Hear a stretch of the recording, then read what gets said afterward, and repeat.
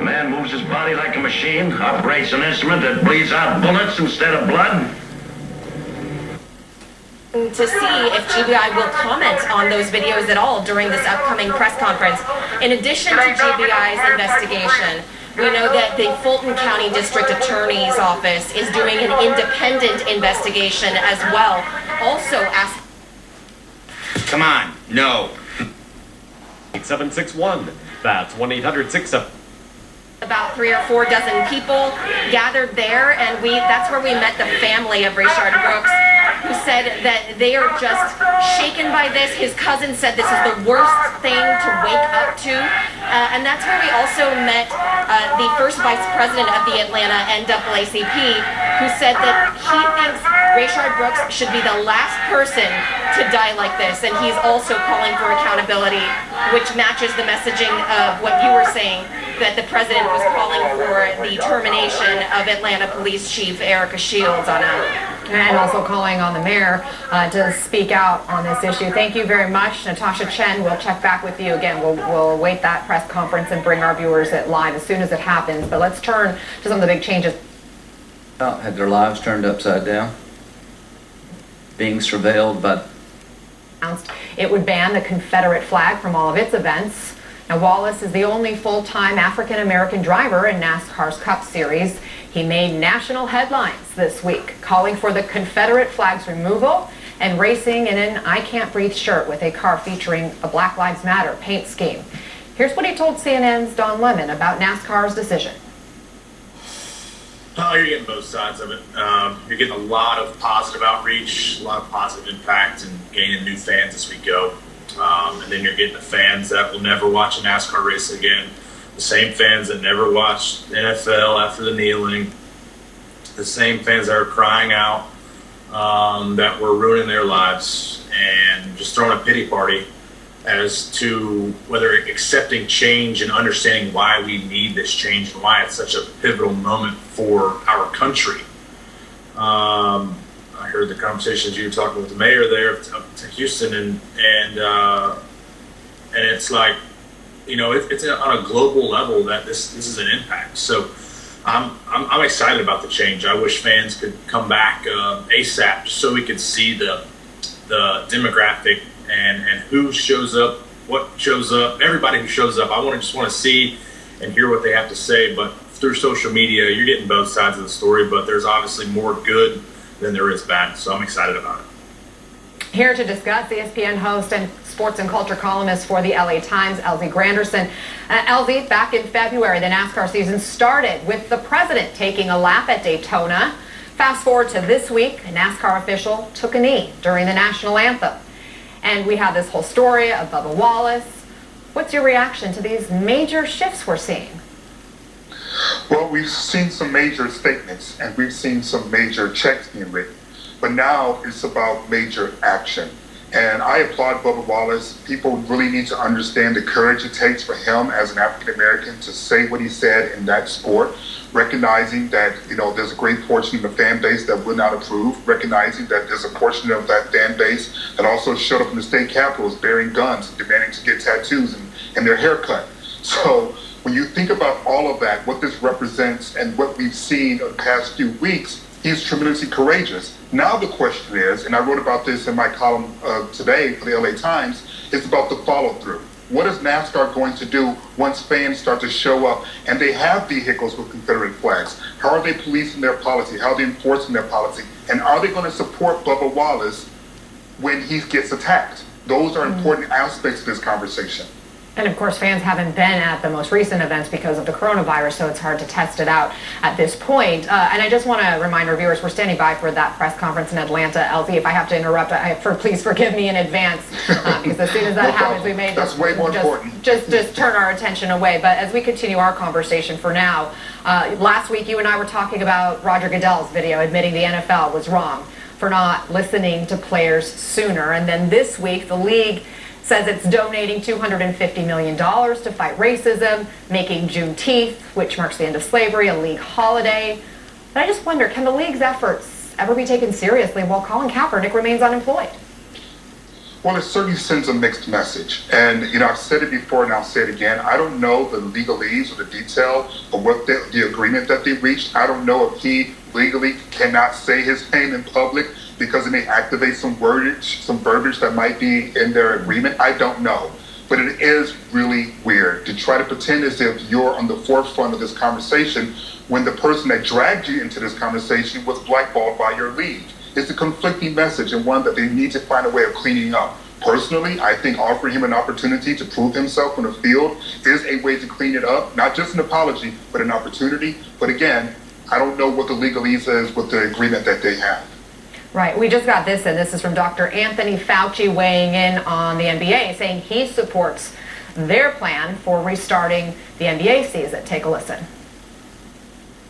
I actually have looked at that plan, and it is really quite creative. What they are really trying to do, and I think they might very well be quite successful with it, is to create a situation where it is as safe as it possibly could be for the players by creating this bubble.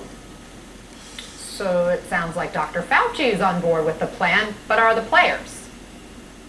Well, it's really interesting. First of all, shout out to the CEO of World Team Tennis, Carlos Silva, who had a plan very similar to the NBA's, except he announced it in March, or in May rather, and they got pushed back immediately from some players wondering if the protocols were going to keep them protected. Fast forward to what we talk about now with the NBA, you're hearing similar concerns. We recognize the importance of sports, both just in terms of the morale of the country, but also its economy. But these are black and brown bodies for the most part, these sports we're talking about, and we know the coronavirus impact in black and brown communities. And so I understand and can appreciate the concerns that some players like Kyrie Irving has brought up, which is I understand that we need to get sports back up again, but at what cost? Because some players aren't willing to put their health at risk, and that needs to be honored and respected as well. Coming back to this issue of racism and inequality, it's not just the teams, as you've been discussing, it's also the players who are taking action.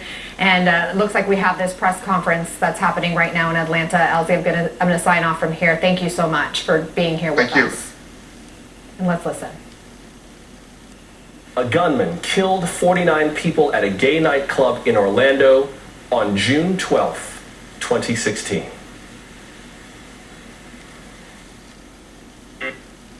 Better than warfarin, plus has significantly, for documents and. I think there are very few countries in Europe that produce enough food for their own population.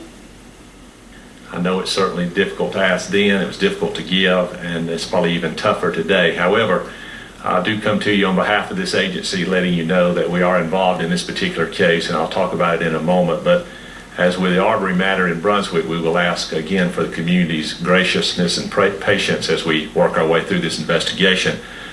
About 10:33 or so last night, the GBI received a call from Atlanta police requesting us to become involved in the investigation of an officer-involved shooting down on University Avenue at the Wendy's restaurant concerning 2 Atlanta police officers and a gentleman, Mr. Brooks. Upon our initial arrival, we began working the scene. We issued a statement early this morning based on what we knew at that point, and that was primarily based on body cam video that we had. I'll talk about why we were a little bit limited in what we had in a moment, but after the release of that statement this morning, we've continued the investigation. We worked all through the night and through this morning, and since then we've talked to witnesses and also been able to see different video surveillance both from Wendy's restaurant and from individuals that we've found on social media, and began piecing the circumstances together. It appears from what we've seen to this point that this gentleman, Mr. Brooks, was under investigation by Atlanta police for a suspected DUI offense there at Wendy's, that sometime during the course of that investigation he was out and engaged with 2 Atlanta officers, and that engagement turned into a physical confrontation. We have seen that physical confrontation on video. That during the course of that confrontation, Mr. Brooks was able to secure from one of the Atlanta officers his taser.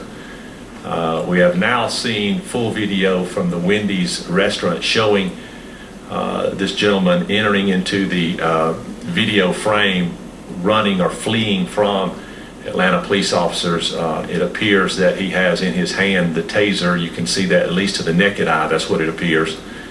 He runs a relatively short distance, looks like it's probably 5, 6, 7 parking spaces distance. And at that point turns around and it appears to the eye that he points the taser at the Atlanta officer. At that point, the Atlanta officer reaches down and retrieves his weapon from his holster, discharges it, strikes Mr. Brooks there on the parking lot, and he goes down. That information has been corroborated by a witness that we have interviewed, and that's the information we have at this point. I will tell you again that that's what it appears in looking at the Wendy's surveillance video. Tom Cotton advocating the use of military troops to restore public order in American cities if the police cannot do it. And the Philly Inquirer putting the headline, "Buildings Matter Too," atop a piece by an architecture critic on the buildings in that city damaged by recent violent protests. We're back with Dan Henninger, Kim Strassel, and Mary Anastasia O'Grady. So, Dan, when you and I got into this business, when we thought about censorship, of free speech, we thought about it coming from the government. Never in a million years would I have imagined that newspapers would be censoring themselves. That is, staff members would be saying, no, an editor who ran a piece that offended me needs to go. What is happening here? Well, what is happening here is something that would probably make the founding fathers roll in their graves. I mean, in 1789, they recognized that opinions could be intense in politics. People had to find a way to disagree. They decided we would mitigate that through elections periodically, but they enshrined in the First Amendment freedom of speech and freedom of the press. And the spectacle of journalists who for nearly 250 years have been able to say pretty much anything they want about anyone, now driving out their own editors because they disagreed with op-ed articles or headlines, is a very low moment in the history of the press. But there's a larger implication here, Paul, that I think everyone should be concerned with, and that is the idea that certain ideas do need to be suppressed and that other ideas need to be imposed on the country, mainly by coercion and intimidation. This is the kind of system that people lived under in Eastern Europe during the communist era, or in China during the Cultural Revolution. And we are not a totalitarian country by any means. But a lot of the new technologies, like social media, are being used to intimidate and shame people into silence. And it has now reached the point where you've touched the highest level of some of the best newspapers in the country, where people are being silenced and driven out of their jobs. I can't emphasize that enough. It's just not intense disagreement. People are running the risk of losing their livelihood if they disagree.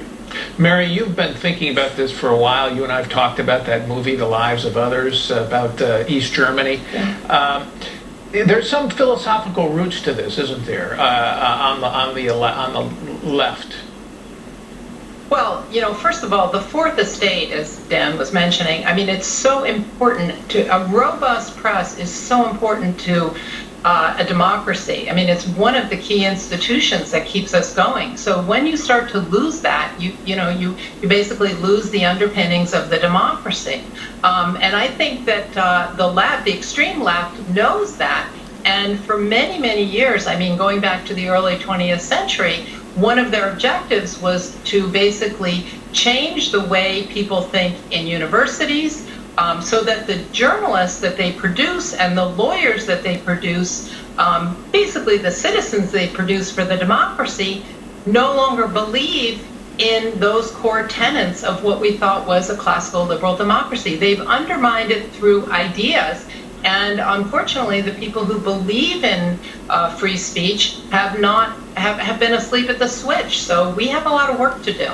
Boy, I sure think, I mean, when I got into this business, Kim, I'm unfortunately a lot older than you are, but when I got into this business, it was unfathomable that people would think this way. You know, you disagree. Okay, let's fight, let's argue, okay? Here, and the foundation of free inquiry, really what used to be the core liberal principle of the contest of ideas seems to be abandoned by the very liberals who used to defend it. And that leaves a lot fewer institutions out there willing to defend it, and that's very dangerous.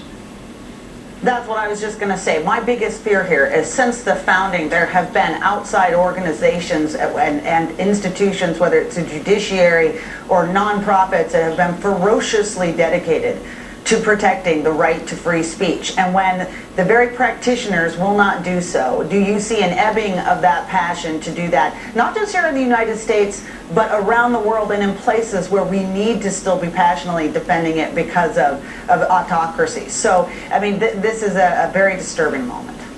All right, thank you all. We have to take one more break. When we come back, hits and misses of the week. Introducing new Voltaren Arthritis Pain Gel, the first and only full prescription strength. Where now is to investigate, collect information. Thanks very much. And thank you also for making time for us this hour. We will meet back here tonight at 9 Eastern, and of course keep an eye on that story out of Atlanta. But until we meet again, I'm Joshua Johnson. The news continues after the break with Alicia Menendez on MSNBC. Kelsey loves how essential oils help her chill. Circumstances like this, when an officer is involved in the use of deadly force, people have a right to know how it happened, where it happened, the circumstances surrounding the situation. And some firm believer, at least from my perspective, sitting as a director of the Bureau, that if we can have video and we can release it, we need to do it. In this case, the DA's office did not object to it, so you'll have that hopefully before the evening is over. I don't know, you describe what it looks like in this part of the city. Well, hi, Anna. We are in the heart of the occupation area, or the Capitol Hill Autonomous Zone, as protesters have called it. Let's show you what things look like. It has this sort of street festival vibe. You can see all these folks here on the street, and that is the police station that has effectively been taken over by the protesters. You can maybe see the graffiti there on the sign where it says the Seattle People Department. And this has been going on since Monday. As you know, you had violent clashes taking place in Seattle between some of the protesters and police. Tear gas was deployed. It was a really ugly situation. And the city made the calculated decision that they were going to try to de-escalate the situation, so they left, and that created a vacuum, and that vacuum was filled with protesters. The mayor seems to be in no hurry to want to get this situation to end. She is saying that this is an expression of democracy, and she's advanced no plans in terms of how or when this occupation might end. In the meantime, I want you to hear from one protester we spoke with who is responding to some of the fiery rhetoric from President Trump, and you're also going to hear from a police officer who has acknowledged that the department has made some mistakes. Take a look. I'm not scared of Donald Trump, no, and I'm not scared of his police officers either. We're going to stay outside this building whether they come here or not. We're going to take this building over whether they're outside threatening us or not. We brought the fight to them on their front lines and pushed their line back. We're not afraid of them. We want a dialogue. We want to communicate, right? But if the public is so angry at us, how do we start that? How do we do better? People expect better. We need to be better. Now, Anna, in terms of what these protesters want, there is a whole laundry list of demands, but among the primary things, this will sound familiar, they want to see the police department defunded, but they also want to see this police precinct turned into a community center. Now, one of the problems that has arisen as a result of protesters filling this area and the officers leaving that precinct is that, according to the chief of the department, it has increased the response time triple. So, in other words, what used to take 5 minutes to respond to a situation or a police call in this area is now taking 15 minutes. So that is worrisome, and that's why the chief wants to see this situation come to an end as quickly as possible. Anna? Okay, Dan Simon in Seattle, thank you. President Trump gave the commencement address at West Point today. It comes after he did an about-face regarding his rally in Tulsa, Oklahoma next week. Now, that rally was originally scheduled for June 19th, also known as Juneteenth, the day commemorating the end of slavery.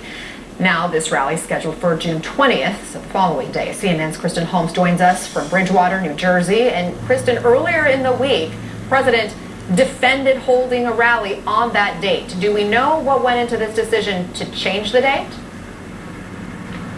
Well, Anna, a lot of political pressure went into the decision. I want to note a couple of things. It was not just that Juneteenth date. That was a huge part of it, but it also was the location. And full disclosure, Tulsa, Oklahoma is also my hometown, and it is the location of one of the worst incidents of racial violence in the country. Back in 1921, hundreds of African Americans who lived there were killed in a days-long race riot when a white mob tore through what was then the most successful black community in all of America. And in some ways, the city never fully recovered, and certainly not the African American community there. So it was this combination of both the day and the location that led to this political backlash, and it was a swift backlash. Now, as you said, President Trump originally doubled down. He said that the day was significant, that people should view this rally as a celebration of Juneteenth, but since said last night, we have heard that this was a last-minute decision. It was made shortly before he tweeted this out, but said that he had heard from black supporters and friends that were black who had encouraged him to possibly change the date out of respect, and that is why he ended up doing so. And we really want to note here, this is a rare reversal for President Trump. As we've seen over the last 4+ years, when the president is criticized for something, he almost always doubles down on it, which again is what he originally did. But this marks a note shift here in his response. And we have to take a look at this over the overall backdrop of what we've seen. President Trump has really not issued any sort of meaningful message on unity and racial issues in America at a time where this is a country in crisis. There is a real reckoning over race in the country right now. We still have not heard President Trump really address that in any way. Anna? And the president is still not backing off his refusal to rename military bases that are named after Confederate leaders. Well, that's right, and he doubled down on that, and now we're at a position in which these top military officials don't really know the next steps. There had been a conversation in which we had learned that these top officials were willing to have a bipartisan conversation on the renaming of these Army bases, but it looks like that just is not going to happen now after the president surprised officials by tweeting out that he was completely opposed to any sort of renaming, Anna. Okay, Kristen Holmes traveling with the president. Out the city today, the Georgia Bureau of Investigation saying that it will look into the incident. We will hear more from the mayor of Atlanta when she holds a news conference in about 1 hour from now.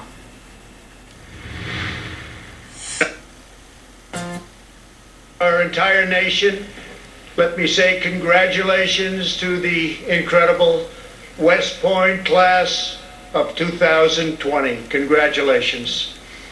Everyone, have a good time, enjoy yourselves, because we are here to celebrate your achievements.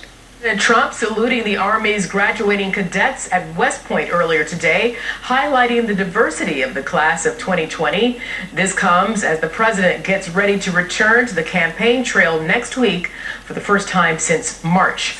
Mark Meredith is live in Bridgewater, New Jersey, where the president is spending the weekend. Hi, Mark. Hi, Arthel. President Trump certainly highlighting the efforts of so many of the West Point graduating class. He certainly pointed to the history of the military academy as his point of American pride when it comes to their loyalty and their service. Someday, generations of future West Point cadets will study your legacy. They will know your deeds. They will celebrate your triumphs. And they will proudly follow your example. To the 1,107 cadets who today become the newest officers in the most exceptional Army ever to take the field of battle. The president also had a chance to praise the service members that are helping the country through the coronavirus pandemic, as well as the National Guard that have been helping in so many American cities during these turbulent times. Because of the coronavirus, the family and friends were not able to be there along with those cadets to watch the ceremony, but the president certainly made it clear he knows those people are proud of them. Take a listen. Even though you could not be here today, we know this day could never have happened without you. Your love and sacrifice have given America these phenomenal men and women. Cadets, The president continues to expand his travel schedule. Later on this week, he'll be holding his first campaign rally since early March. This one is going to be happening in Tulsa, Oklahoma. It was originally scheduled for Friday night. That has now been pushed back one day until Saturday. The president was facing quite a bit of criticism over the decision to hold the rally on Friday night, what's known as June 19th. This was going to be as a result of a historic day marking the end of slavery in the United States. The president himself admitted he was getting a lot of complaints and decided to go ahead and change the date.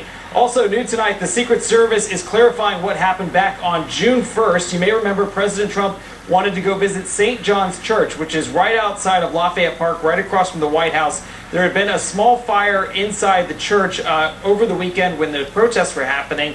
Well, of course, there was a lot of questions about what was being done to clear protesters out of the way. Now the Secret Service has a new statement out today. They write, quote, "After further review, the U.S. Secret Service has determined that an agency employee used pepper spray on June 1st during efforts to secure the area near Lafayette Park." Now, the decision to clear the park and to clear the area so that the president could visit the church really did receive a lot of bipartisan criticism over that. And the Secret Service, along with many other government agencies, is facing lawsuits over the measure. It's unclear whether or not this new update from the Secret Service may change how those plaintiffs feel about all of this. Eric Northell? All right, Mark Meredith, I'll take it back here. Thank you. Eric, over to you. Thanks, Arthel. Well, health officials around the country sounding the alarm about a new rise in coronavirus cases.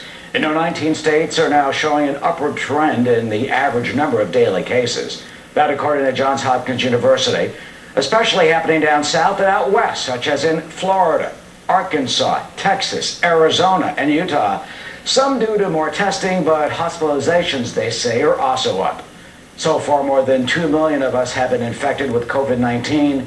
It has led to at least 114,000 deaths so far. Claudia Cowan is live in Sausalito, California, which has recorded a record number of cases in that state this week. She has more. Claudia? Hi, Eric. Well, on average, Americans are slowly flattening the curve, and the number of people dying from coronavirus is going down. Things have actually really improved where you are in New York. But as you mentioned, Johns Hopkins University has released new tracking data identifying nearly 24 states where the 7-day average of new cases per capita has increased, including here in California. Some say the higher numbers are due to more states easing restrictions, but of course more people are getting tested, and experts point out that is bound to reveal more infections. Fox News medical contributor Dr. Amish Adalja says the key indicator moving forward is the number of new hospitalizations. Reform following the death of George Floyd. NBC's Maura Barrett is on the ground in Philadelphia and joins me now. Maura, what is the distinction between these two different protests? Alicia, earlier this afternoon, we saw thousands of people in West Philadelphia centering around a protest that was in remembrance of the MOVE bombing that happened in 1985 in that section of town. Basically, black activists were living in that area, and the Philadelphia police actually bombed the house that they were living in and caused major destruction in the area. And so the protests there focused on remembering those victims and the victims since then in the last 35 years and more of black people who were killed under police brutality. And now here in Center City, Philadelphia, there are easily thousands more focusing on defunding the police. I'm going to step out of the shot here so you can take a look at some of the signs that we're seeing this afternoon. No more racist police terror, justice for George Floyd. 99% of killer cops are never convicted. And so one of the things protesters have told me today, and obviously the meaning of defund the police changes from person to person, but what a couple people told me is that they're looking for a reallocation of resources in the city's budget. And the mayor here in Philadelphia actually cut the new proposed budget for 2021's fiscal year. They were supposed to have a $20 million increase, and he listened to protesters and said they're not going to do that. But the problem here, Alicia, is that included in that funding, they were planning on adding some anti-racist trainings for police officers and increased use of body cameras and other initiatives like that. We're hiring of public safety officers. And so when I reached out to the police department in the city to figure out, does that still happen even with the lack of funding, they didn't get back to me. And so it's one of these things when we're talking to people on the ground, they're looking for forward change, but there isn't really a path forward just yet. And so they say the consistency keeps showing up 14 days after they started protesting here in Philadelphia. They say that the consistency of showing up will work towards that change. Alicia. And NBC's Maura Barrett, thank you. Nationwide protests against systemic racism. He is about sloganeering. He is about what I would like to say, really insulting. That's not who we are. The family of George Floyd have made it very clear. The George Floyd family has said, please honor our brother, our son, our uncle, our daddy. Honor his memory with positive, proactive activity that will reform law enforcement.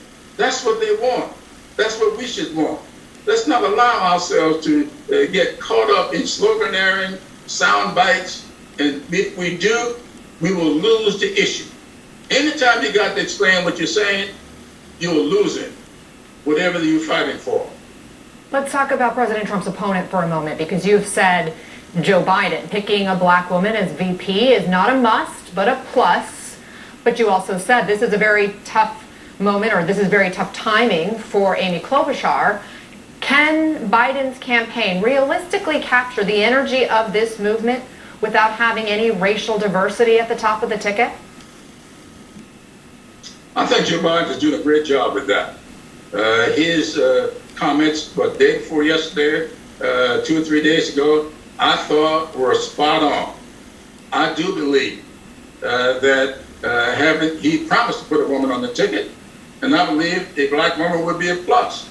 And I think that we ought to really take a serious look at all the women involved in this. Elizabeth Warren is a good woman. I like Amy Klobuchar, but what I said about Amy Klobuchar was you got to know that all of this stuff surrounding Minneapolis, Minnesota is a problem. And timing cost me an election once. So I understand this whole thing about timing. But I think that people like Karen Bass out in California, as well as Kamala Harris, they are great people to look at. People like Stacey Abrams down in Georgia, as well as Keisha Lance Bottoms. They're great women to look at. But I don't say that they're a must, but they certainly, Karen Bass would be a big plus. A former Speaker of the House in California, that's got to be a plus. Is she your front runner in your mind? She is a great person in my mind. I work with her every day. Val Demings is a great person. But so are the others that I speak about. I just think that we ought to let Joe's committee do their work, let them do all the investigations, do the vetting, let them do the polling, and then come back to the vice president with their results. And then I want the vice president to take a look at it and let his heart and his head do whatever is necessary to deliver for him what he calls simpatico. Okay, House Majority Whip James Clyburn, thank you for your time. Thanks for being here. Thank you. Coming up, protests are continuing across the country. Again, Can relate to that point about legislation. You have congressional Democrats introducing the Justice in Policing Act that would bar chokeholds and federal no-knock warrants, limit the transfer of military-grade equipment to state and local law enforcement, mandate the use of dashboard cameras and body cameras for all federal law enforcement officers, and create a national police misconduct registry. Of note, the bill has no Republican co-sponsors, no Republicans voicing support for it yet. What is it going to take to get a piece of legislation like this passed? Well, it will take a bipartisan effort. It will take a buy-in from both parties in Washington to get something like this passed. Perhaps there might be a passage of some bill with that is less broad in scope. But keep in mind, all of these measures would apply only to federal law enforcement.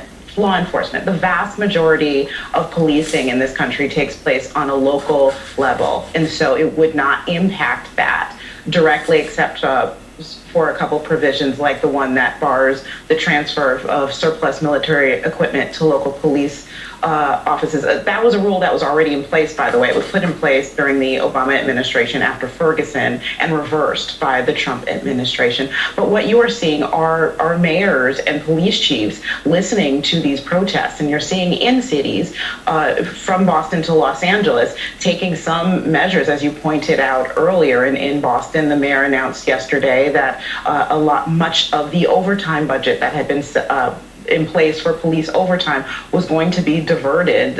Some $9 million would be diverted into community programs because we know the evidence shows that in place where you have over policing, in place where you have an increase of instances where people die at the hands of police, Black people die at the hands of police, there is a lack of education, there is a lack of affordable housing, there is a lack of other resources, or the police is being used they're being put in schools, or they're being used as social service managers instead of law enforcement officers. So there's at least the beginnings of an effort in these cities to address that. We'll have to see where it goes. And the protesters and organizers I talked to say they want to keep the sustained pressure on these local officials until that happens. Brittany, we recently learned of the deaths of 2 Black trans women, Dominique Remy Fells and Rhea Milton. How do you build this movement? How do you guarantee that this movement is built to be truly intersectional as it moves forward? It's a wonderful question. So what I want to say about that is that the movement for Black Lives prioritized making sure that we had trans folks in leadership. Really in 2015, a Black trans woman leader named Elle Hearns opened the first national convening for the movement for Black Lives in Cleveland 5 years ago, July 2015. And it was a signal that we would do this movement different than the civil rights movement had done, different than prior movements for racial justice, that we would have this commitment to a kind of gender justice. Part of the challenge here is that we are both having to deal with the outward manifestation of white supremacy. So this is fighting back against the state. This is the demand to defund police. And we're also having to do this internal work of decolonizing, right? Of undoing all of the problematic ideas that we have gotten as a consequence of white supremacy, of patriarchy, of capitalism, that make us think that there's only 2 genders when really gender is what you make it and how you define it. And so the movement for Black Lives has a whole lot of work to do, and they are really both trying to engage in community education of Black communities to help them to think more robustly about gender, because so much of the violence that happens to Black trans women, unfortunately, is perpetrated both by the state in terms of issues with unemployment, issues with healthcare, issues with housing insecurity, but it is also perpetrated in Black communities, often by cisgender Black men. And as a Black feminist, it becomes really complicated because we're both in the streets fighting for these very spectacular murders of Black men by the state, and also dealing with this problem of seeing the way that Black men are sometimes violent within Black communities, particularly to Black women, whether they are cisgender or transgender. But our clarion call is all Black lives matter, including Black trans lives. Judith, I go back to the point you made at the top, which is this is bigger than police brutality. It becomes about policies, whether it's PPP or whether it's about access to health care. And then when you step away from policy, there's also the cultural shift that we're seeing happening in this moment, that these conversations are being had in newsrooms, in private schools, inside of corporations. How do you measure that progress? It's hard to measure, but I will tell you that I've been doing this work for quite some time. And first of all, a few years ago, we weren't even saying the terms white supremacy. We're now saying that the lexicon has changed. The fact that defund, that defund is where this movement started, not like this movement, right? But people have been doing that work, and finally, that language is starting to take hold. So much so that people really are talking about abolition, and so this is a moment where we get to dream, and we get to reimagine, and we are seeing in the media, the way that people are talking about it, and it opens up an opportunity for us to think about something different that protects Black lives in a very different way. And so it's exciting. We do work around police-free schools. We won several school districts this past week who have ended their contracts, and that's because young people were demanding to have police out of their schools. So we're winning. This movement is winning, but we can't end here. This is entrenched work that has to continue. Judith, Kim, and Brittany, thank you all so much. Up next, doctors say the warning sign. Not Charlotte, so I'll speak to the folks in Charlotte about what happened to that contract. Congressman John Rutherford, thank you very much for joining us here on Fox. All right, have a good day, sir. Thank you. Eric. Well, Arthel, some Republicans and Democrats say that, yes, they are interested in police reforms, but some are distancing themselves from those calls to defund the police. How the issue could impact new legislation on the Hill, and more coming up.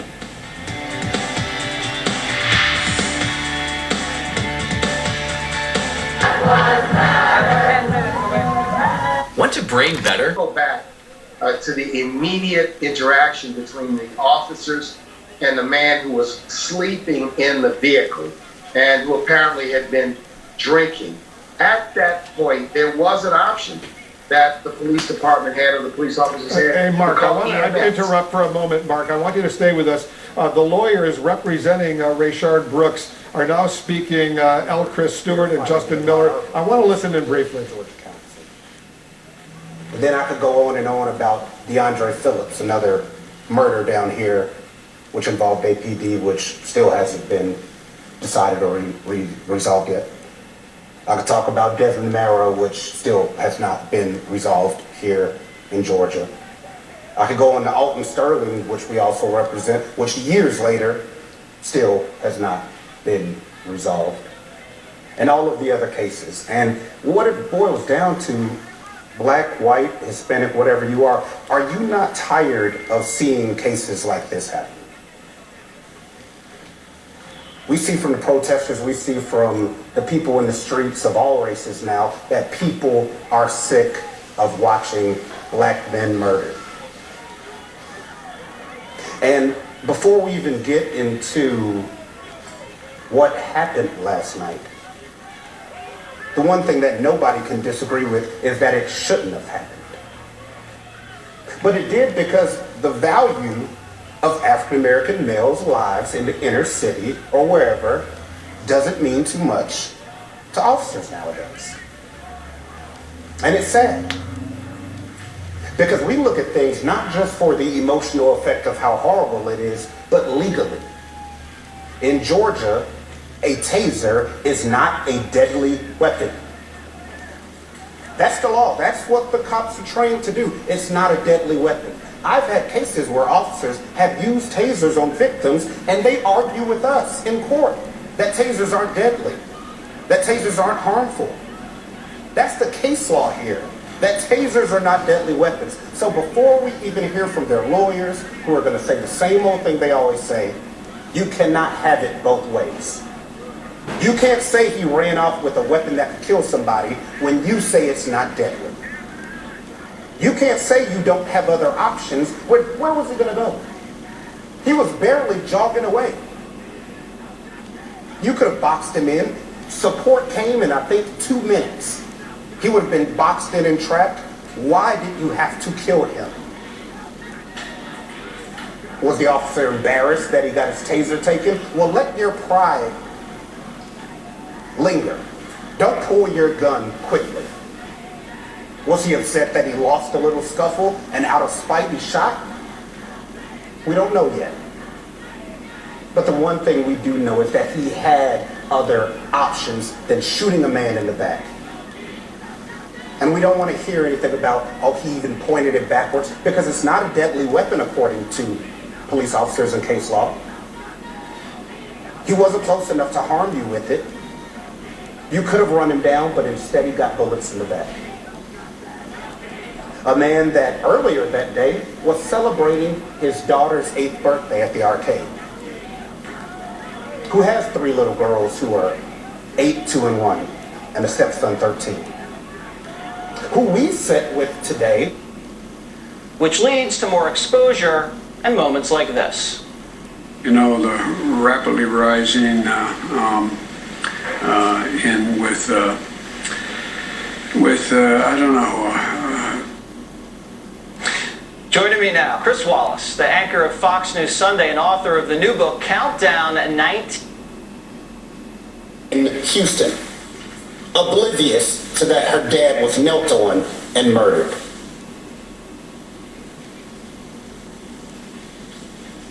How many more examples will we need? The cameras aren't doing it. Y'all filming it isn't doing it. Covering it isn't doing it. People protesting isn't doing it. What is it going to take? How many more examples are we going to get? I actually thought that we were going to get over all this. I thought this was finally going to start ending with all these changes. Right. I mean, things happen and we consume it with such velocity. I mean, I think clearly the coronavirus and the economic impact is going to stick around. And I think the president will certainly be judged on how well, looking in October and November, people think he has handled, but they won't blame him for all of it, but they're going to want a sense that either things seem to be improving or they're not. I think. And as we are just getting this case, the details are just getting more horrific because there were multiple witnesses out there. We talked to some witnesses today who said that the officers went and put on plastic gloves and picked up their shell casings after they killed him, before rendering aid. We counted 2 minutes and 16 seconds before they even checked his pulse. And people wonder why everyone's bad. Just watch the video as he lays there dying. The officers stand around. One kicks him and flips him over. And then the witnesses tell us that, which we can't see on camera, but they filmed it. They went and picked up the shell casings. I wonder why. So that all of you can't know how far away he was when they shot? So that you can't find their positions when they use that weapon? But they appear to be caring more about covering their tracks than providing aid. Aid that could have saved his life if allegedly he was taken to the hospital and died in surgery, but they didn't give that to him. So we agree with the mayor saying that the officer that fired the officer that fired his weapon should be terminated and he should also be prosecuted. The family met with Paul Howard and they've opened their investigation, and I could even say we want justice, but I don't even care anymore. I don't even know what that is. And I've been doing this for 15 years. I don't know what justice is anymore. Is it getting him arrested? Is it getting somebody fired? Is it a chief stepping down? I know that this isn't justice, what's happening in society right now.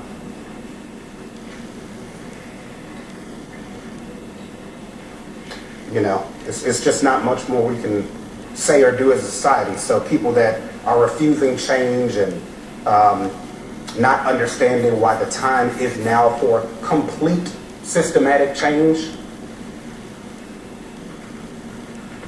take a look. And then compare it to all the videos. Take a look. And then compare it to all the videos online where it was a white individual that had a deadly weapon that wasn't killed, which we've also been looking at today, trying to understand why didn't they get shot? And why did Rayshard have to when he's running? And that answer I don't have yet. Other than that, it's just tiring. And I'm sure everybody's tired of seeing it. You know, we're so concerned about trying to find a vaccine for the coronavirus. The world is pitching in. We're pitching in millions and millions and millions of dollars. Scientists from around the world are trying to help find a vaccine, but nobody's trying to find a vaccine for civil rights abuses. It's something that we're told to wait for. It'll come. Nobody's trying to find a vaccine for why officers pulled the trigger so quick on African Americans. There's no flood of money or scientists or the top experts or our leadership in this country trying to end that epidemic. But I guess that is because it doesn't hit close to home to the people that care. So once again, and I'll say it as the millionth time as y'all seen me fighting one of these cases, we'll fight for justice. We'll try and get the cop arrested or whatever it may be. Sue the city and see if they'll settle. I don't know. But we're just tired. And if you don't understand that, because you may be a different color, you may be a different gender, you may not be from Georgia, then you may be the problem.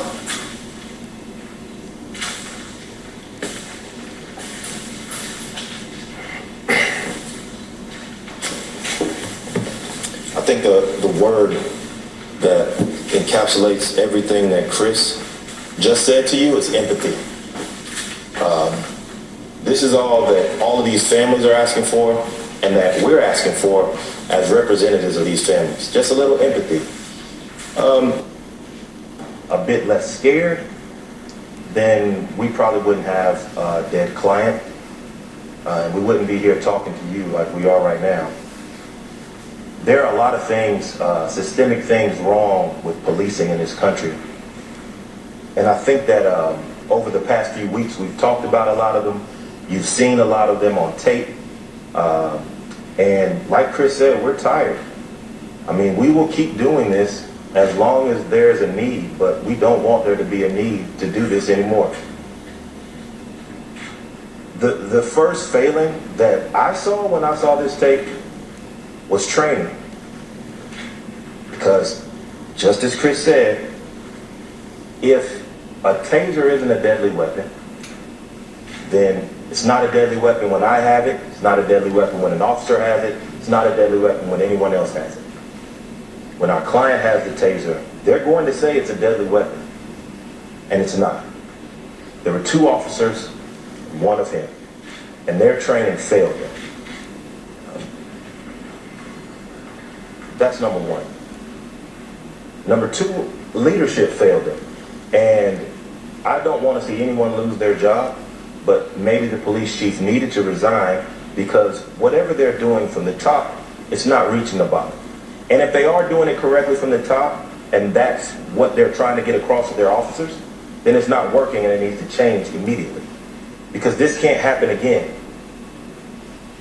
Policing in this country, in this city, needs to change to something more empathetic, something more community-based.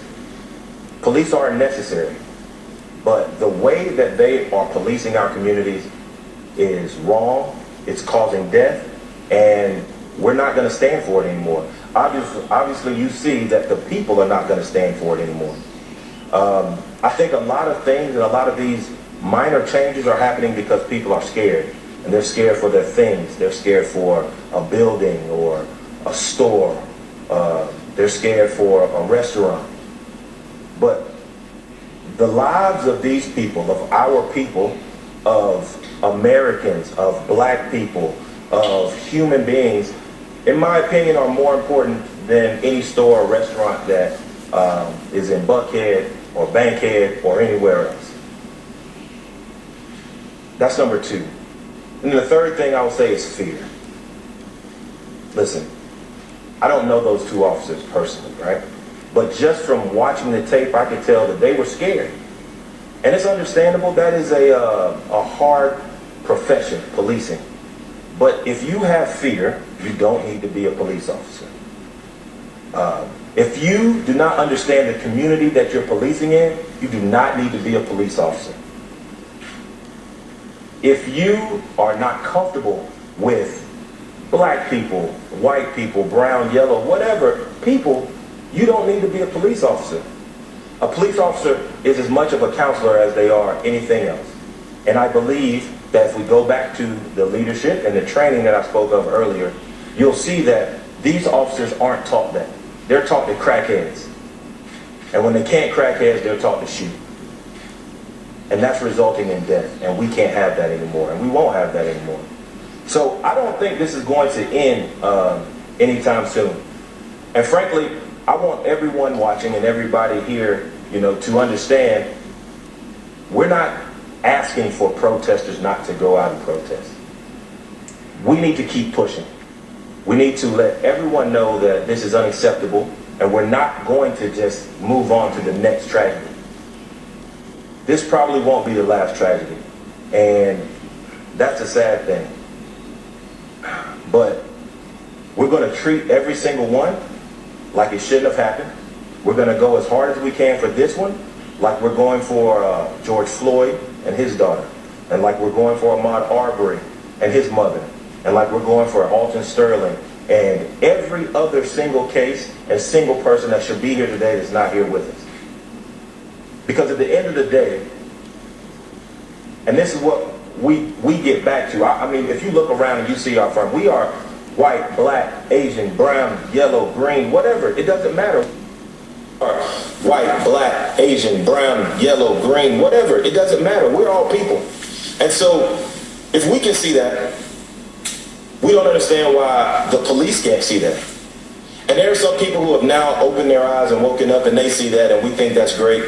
But we want you to put pressure on the police. Put pressure on the mayor. Put pressure on your governors. Put pressure on everyone to let them know you will not take this anymore. You're going to stand up. And this is not just black people, because we've been dealing with this our entire lives. This is for everyone else who hasn't been dealing with this, who's dealing with it now. Stand up with us, push with us, fight with us. When you see us in Minnesota, fight with us. And when you see us here in Atlanta and in Brunswick, fight with us. Because our fight is your fight. This is the United States of America. We're coming up on July 4th. And this is going to be a very weird July 4th for a lot of people. Very different. Because people are coming to the realization that America doesn't mean America for all Americans. And that's a problem. So keep pushing, fight with us, and hopefully we'll get some change, and this will be the last time we have to have a press conference about a dead black man killed by the police for no reason. Thank you. Another thing, you know, there was no count to 100 or whatever it is and walk this line. They said that they were just talking. And it seemed to be a decent conversation. And then all of a sudden, one of the officers grabbed him and told him he's under arrest. So this started from nothing. This wasn't a bank robbery in progress or anything violent. They just told him he was under arrest. And now I see that they're reporting, oh, it was a suspected DUI or he fell asleep blocking the line. He wasn't blocking the line. And they didn't even do a sobriety test from what the witnesses right there said. So why was he even under arrest? You want to know how this could have been avoided and all of the protests that are going to happen and all of this? Talk to him. Talk. Hey, buddy, you fell asleep in line. You okay? Why don't you pull your car over there and call an Uber? And then you walk over and you leave. Why is that so hard for police officers? A conversation. He wasn't doing anything crazy or violent or harming anyone. Hey, buddy, I think you've had something to drink. Maybe, but I guess they didn't feel like doing a sobriety test. Pull over there, call an Uber. I guarantee you, but I guess they didn't feel like doing a sobriety test. Pull over there, call an Uber. I guarantee you that happens hundreds of times a night in college towns with young white kids or other places in America. We don't get that benefit of the doubt.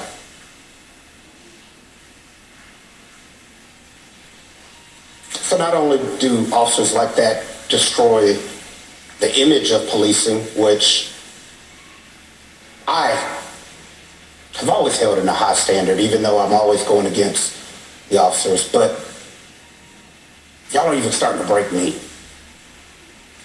And most of y'all know that I'll get up there and I say I have respect for officers and, you know, policing, but Jesus, y'all, like even I'm starting to lose hope. And that's hard. But y'all got any questions? Not much. So, Chris, earlier today, KDLT released a video of the surveillance video from Wendy's, and one of the things they pointed out was what you mentioned, the taser in Mr. Brooks' hand, him reaching back and pointing. Why do you think you guys released that video, and can you go into more detail why you released that video? And they were just releasing the full surveillance video of, you know, the parking lot. I'm sure there's more video. Like I said, witnesses have video of some of these horrific actions. In that video that GBI released, you also can sit there and count how long they let that body lay on the ground before touching him or even trying to assist him. So, you know, the video is helpful for us. It's also helpful to show that they were far apart when he's running and you know, pointing backwards. But the case law in Georgia, a taser is not a deadly weapon. So they can't say it's not like he was running off with a gun. It's not a deadly weapon. I lose cases against officers who use it on my clients because it's not a deadly weapon. And I'm saying that officers who use it on my clients because it's not a deadly weapon. And I'm saying that, you know, they shouldn't have done it. But you just can't have it both ways in this. If it's not a deadly weapon, his life was not in immediate harm when he fired that shot. It just was not. It wasn't. And I watched one of the most conservative police chiefs commentating today, and even he said that there were other options he could have done, and that a taser isn't a deadly weapon. Ask Taser, is a taser a deadly weapon? I promise you they're going to say no. Chris, what you said, the more you find out, the more you get. What are some examples? Well, there's just so many witnesses that saw it. You know, we didn't know that they picked up their shell casings before GBI got there to investigate the scene, before, I don't know. Sorry, Chris, I haven't seen the video. Is there concrete audio of any of the conversations between law enforcement and Mr. Brooks? We haven't gotten all of the audio yet. I think the district attorney's office is also talking to all these witnesses, so. So he did run, Mr. Brooks. Can you speak to why that might have been, or reason behind it? Yeah, there could be 1,000 reasons for someone running from the police, right? So just imagine that if you're sleeping in your car because you're trying to drink something off and you get officers knocking on your window hard, right? The current climate of police officer and black male interaction is not the best, right?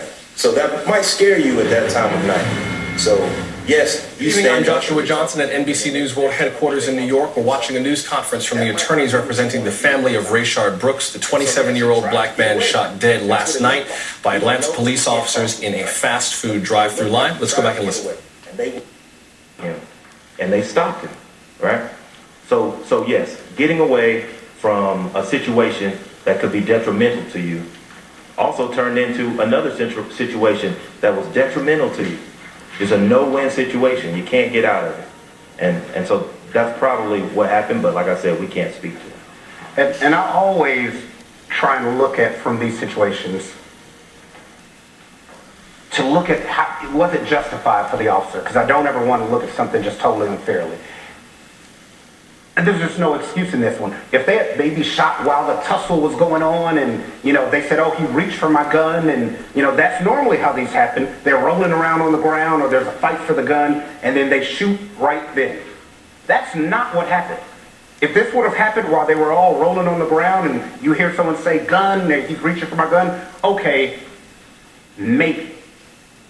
That didn't happen.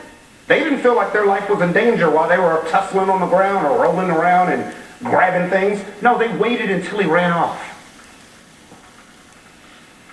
So their justification went out the door after they let him run. We also, it gets personal, you know, and this is a thing when you're in the field, and we understand this, that it is a personal thing. It gets personal to them. But as the professional in the situation, they have to divorce themselves from that emotional aspect of that job. Because if you don't, someone can die, like we saw today, or like we saw with that officer in George Floyd. It can get personal. We understand there's combat, there are big guys wrestling and fighting, but at a certain point, the professional in you have to come out, and you have to calm down and be the professional and show that you have training, which hasn't happened and definitely didn't happen last night. What more can you tell us about Mr. Brooks, who he was, where he's been, what his background? Father, was working at a tortilla place, actually. Was working at a tortilla place, actually. Family loved him to death. We had more family members at that house today than I could count. A ton of brothers and sisters that love him more than life. He was supposed to take his daughter skating today. Yeah. For her birthday. It's just, and I'm sick of sitting in somebody's house and their little kid is playing with us, and we're sitting there trying to laugh with a 1-year-old or a 2-year-old or an 8-year-old, knowing, you know, that they'll never see their dad again. Man, I'm literally sick of it. She had on, when we were there today, she had her birthday dress on because she was waiting for her dad to come pick her up, to take her to go skating. Yesterday, her and her dad went, she got her nails done and her toes done. They got something to eat. And today she was waiting on that. So while we were over there, they had a birthday party for her. You know, today there was a birthday. Yeah, 8th birthday today with cupcakes while we were sitting there talking to her mom about why her dad's not coming home. That's the part of it that we see every day that everybody doesn't see. And that's the part that just, it hits you right here. It's terrible. Chris, when you think of Walter Scott, you think of 5 years ago, over 5 years ago. That's what they say. Here, 20 years. 20 years for killing a man. What do you say about that? I mean, that's literally the case that popped in my mind the whole time I was sitting there today, and Justin and I talked about it. It's just like Walter Scott.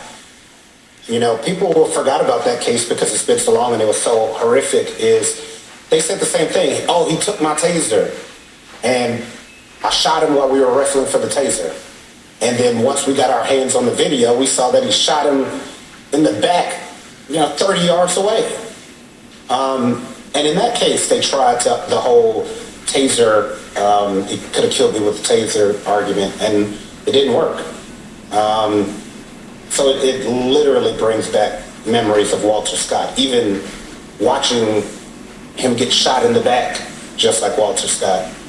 And then it was really horrible hearing the witnesses say that they were picking up shell casings or tampering with the scene, whatever they were doing, because that happened to Walter Scott. The officer went and threw the taser close to the dead body.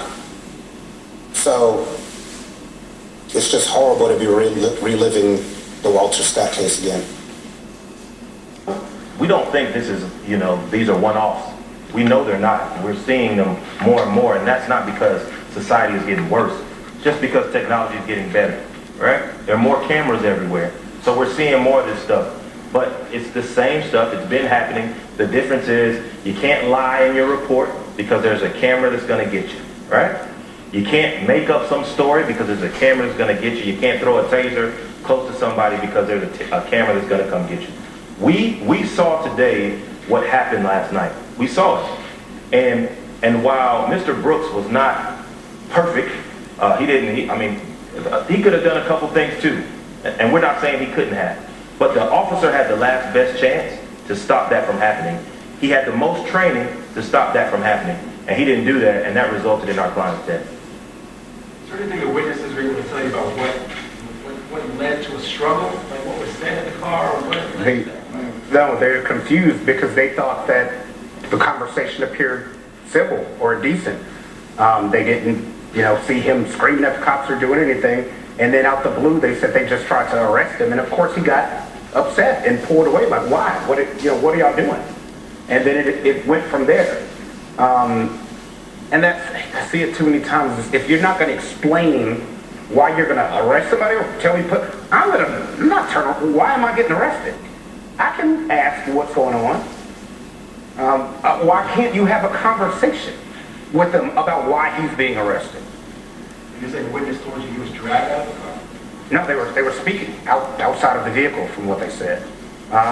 So he willingly got out. But like I said, this just happened yesterday. We're still talking to people, but every witness, white, black, they're just blown away because they said it should not have happened. And that there was no reason for him to shoot him while he was running off. This wasn't a violent crime. They had his ID. They knew where he lived. They knew what kind of car he was. They have the car. Where's he going? But it's just because, the value of life is gone somewhere. It's like a video game where you just think you shoot somebody and it's not an actual father or a human being. I'm just starting to lose faith. I've known you for years. I've never seen you like this. I know you're tired, you're sad, you're mad. Not to speak for you, but you're still ready to fight. Yeah, oh no. I mean, that's not going to change. I mean, we'll keep fighting these as long as we have to, and making sure people get fired or resign or whatever, or get put in jail, because, I mean, we have to do our part to try and make it stop. But the one thing that Justin and I really realize, is it's a national effort. Black, white, male, female, like, the only way this is going to change is if everybody keeps coming together. People who are conservative or didn't want to speak up or say anything, you've got to speak up. You just got to speak up. You mentioned training earlier. Is it time to overhaul training altogether? I mean, it seems like all these cases, people in the office actually do have training. Is it the nature of the training, or is it? It's and Chris, we've covered a million of these. What is? We know there are so many loopholes. There is no clear time of when to shoot or not to shoot. It's always in the mind of that officer. Well, sometimes the mental state of that officer is not okay. They're not well. They're not, they're too angry. They're too upset. It should be, this wouldn't have happened if you cannot shoot someone unless they're pointing a gun at you. Or unless they're brandishing a gun. You just can't shoot them. You can't shoot them if they have a taser. You can't shoot them if they have a knife and they're 50 feet away. Or you go to jail. There aren't definite rules like that. Lawyers have rules. Doctors have definite rules. You can't leave something in somebody's body. But with police officers, it's so much gray area. When being a police officer is the most powerful job in this country. There's no other job where you could take someone's life, liberty, or freedom. There's no job that is as powerful as a police officer. They should be up on the standard of doctors and lawyers and looked at like that, but they're not. And that's got to change. To the training question you just asked, it does need to be overhauled. We need to focus more on de-escalation and less on militarization. The police officers, they walk around in these neighborhoods, they have flak jackets on, some of them have ARs and other assault type rifles. They are armed to the teeth, and then they're walking around people, intimidating and inciting fear. There used to be a time when police officers would walk around and you know their name, they know your name, they know where you went to school and your mom and all that kind of stuff. That time is over, especially in the black community. I mean, I don't really remember a time that hasn't been the case in the black community, and now that time is completely over. So we need to focus the police department more on de-escalation. And if officers are going to be in the community, check and see how close these two officers live to that community that they were policing. I guarantee you they live nowhere near there, right? And if they did, check and see what kind of contacts they had in the community. Did they go to church there? Did their kids go to school in that community? I guarantee you the answer is no. Because if they did, they would understand that, hey, these are people too, and maybe I could deal with them the same way I deal with the people who live close to me. And that has a lot to do with empathy, like I said before, and training for de-escalation and not military. Ideas over what changes we think could end this from having handled so many of these. Because something's got to happen other than just lawsuits and asking for arrest. But thank y'all. As I said, the family will be speaking on Monday. They needed some time. Thank y'all.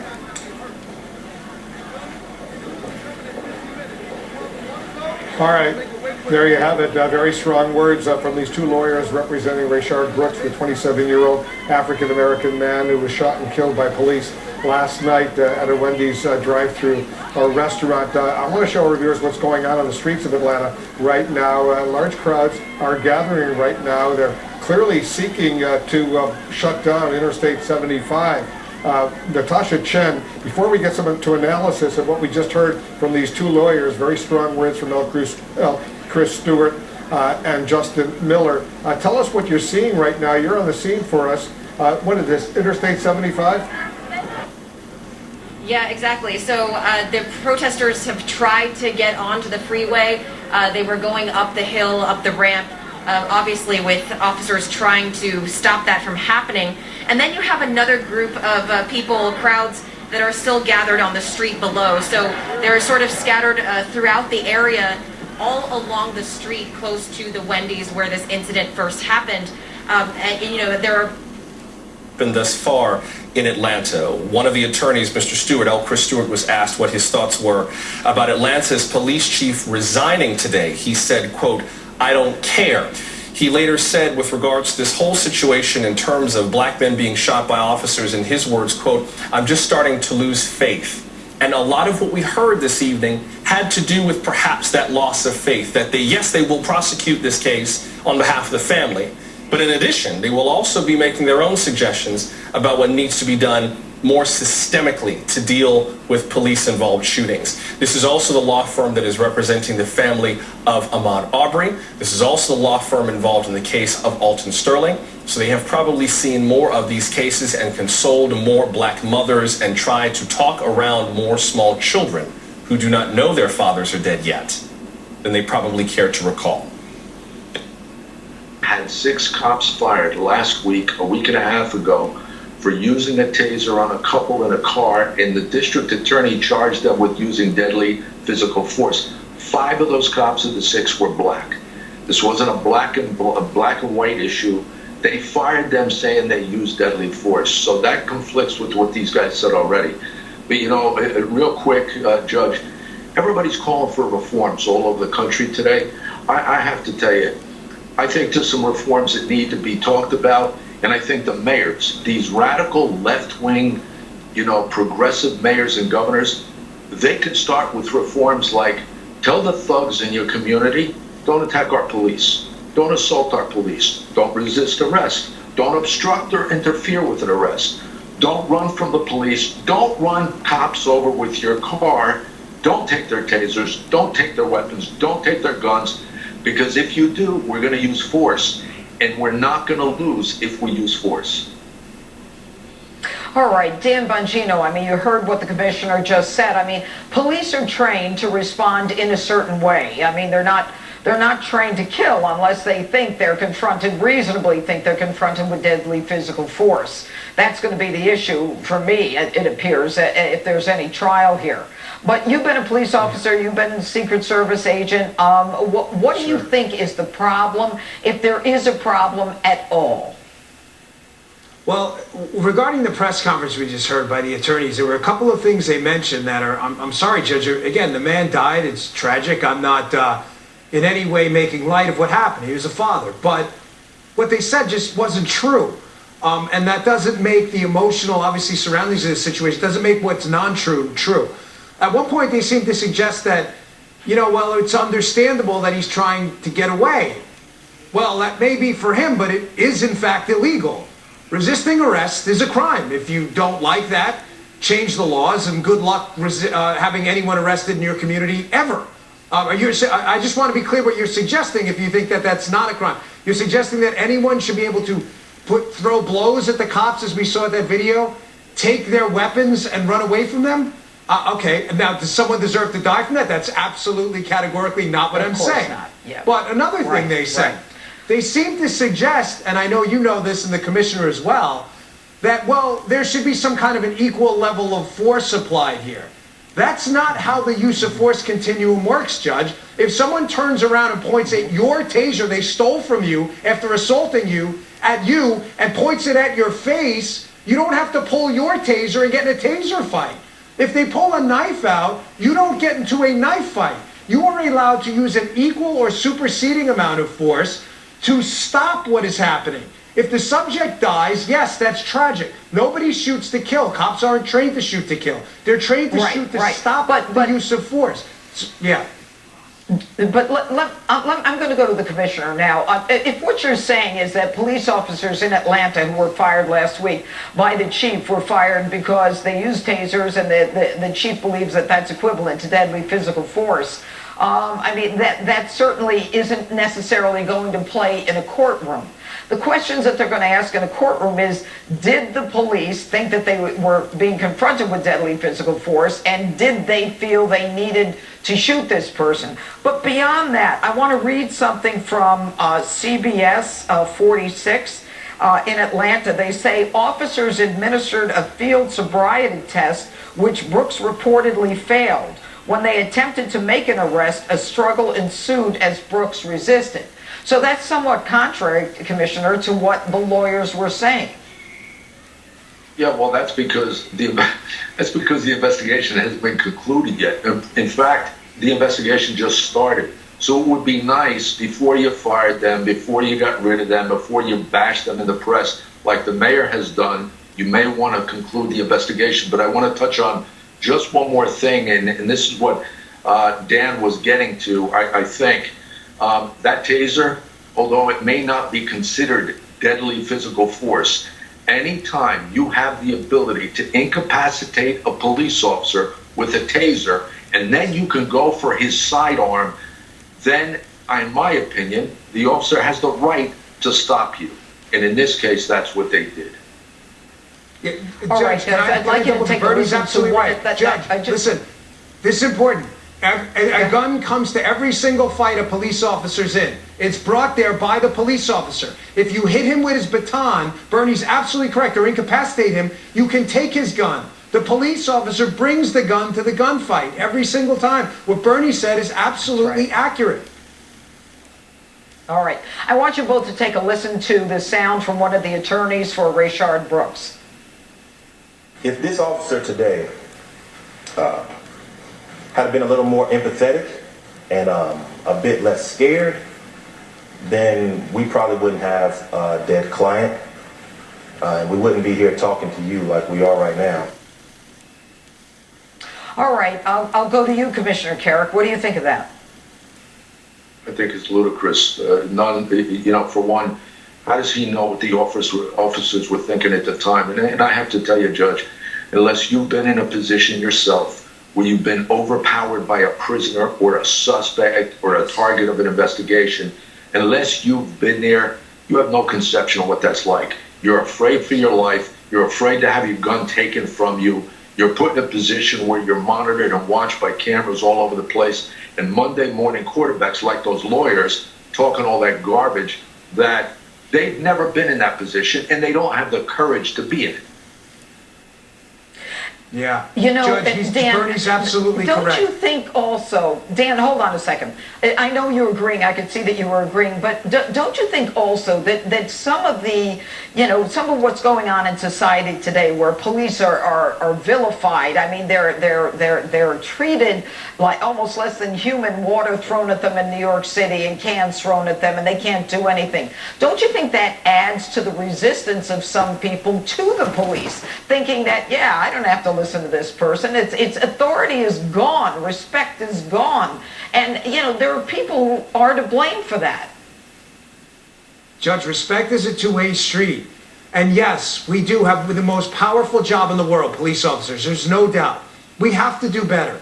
We have the power to take a life and take someone's freedom. We have to do better. We owe it to the communities we police and pay us. We're not allowed to make mistakes. I know it's hard. People in baseball, they strike out 7 out of 10 times and they're a hero. You cannot mess up as a police officer. You have them. Even President Trump does not have the power of a police officer. We have to do better. I get that. But respect is a two-way street. These are the finest men and women I have ever worked with. No, Judge, it's important. These are the best.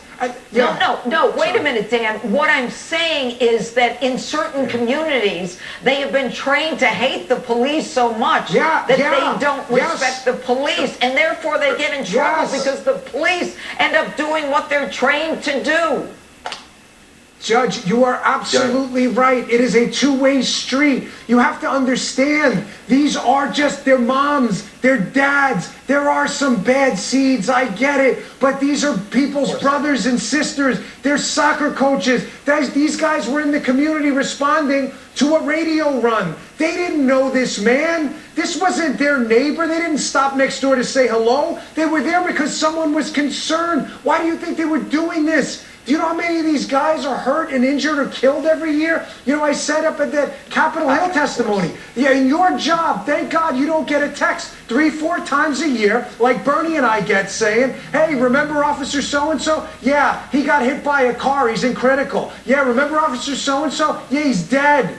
You don't get those calls, and thank the Lord every day you don't. It's dangerous, you get dangerous, we do. dangerous job. And it's a two-way street. Well, you're right, Judge. Show some respect for police officers, and they'll show you respect back. And if they don't, then file a complaint. You're entitled to do that. You know, Commissioner, today we saw in Galveston County, there was a meeting in Texas, there was a meeting of all the police chiefs and the sheriffs with the community. They started the conversation. But that's not something that's new. I mean, this has been happening for years, has it not, community policing? It's been happening for years, and in most communities, most I say, you have phenomenal relationships between the police and the community leaders. The problem I see in Atlanta is somewhat like we see in Seattle. In Seattle, they took over a 6-block area of the occupied zone, if you will, a bunch of thugs. In Atlanta, it looks like they took over the mayor and the city council because the mayor is victimizing the thugs and villainizing the cops who go out there every day and put their lives on the line for people they don't know. They don't give a damn what skin color they are. They responded to a job last night. A guy resisted arrest. He assaulted them. He attacked them. He ran. He attempted to shoot the cop with a taser, and he died as a result, which is tragic. But it wouldn't have happened if he didn't resist. Yeah, and I think in the end, you know, and obviously sympathies to the family of Rayshard.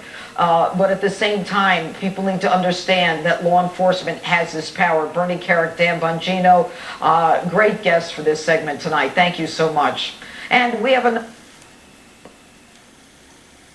Yeah, I mean, here's the thing, is that it wasn't, right? And these police officers, what we're seeing and what we continue to hear is that I feared for my life. And then we see video of another black man, another black person being shot in the back.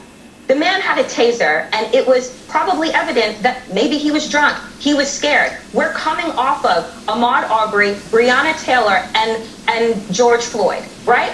Like, if I'm a black man and police are knocking on my window, I'm me and a police is knocking on my window, I'm terrified in that moment, right? I may run because my fight or flight mode is going. And so the mayor is absolutely right. There was no reason to shoot him. They should have ran him down, right? You want to stop him, run him down. Police need a better way than pulling the trigger. They need to learn de-escalation skills. They need to learn something else. And if you are in fear of your job, you're afraid of black people, then this is not the profession that you should be in. I'm tired of hearing that over and over and over again.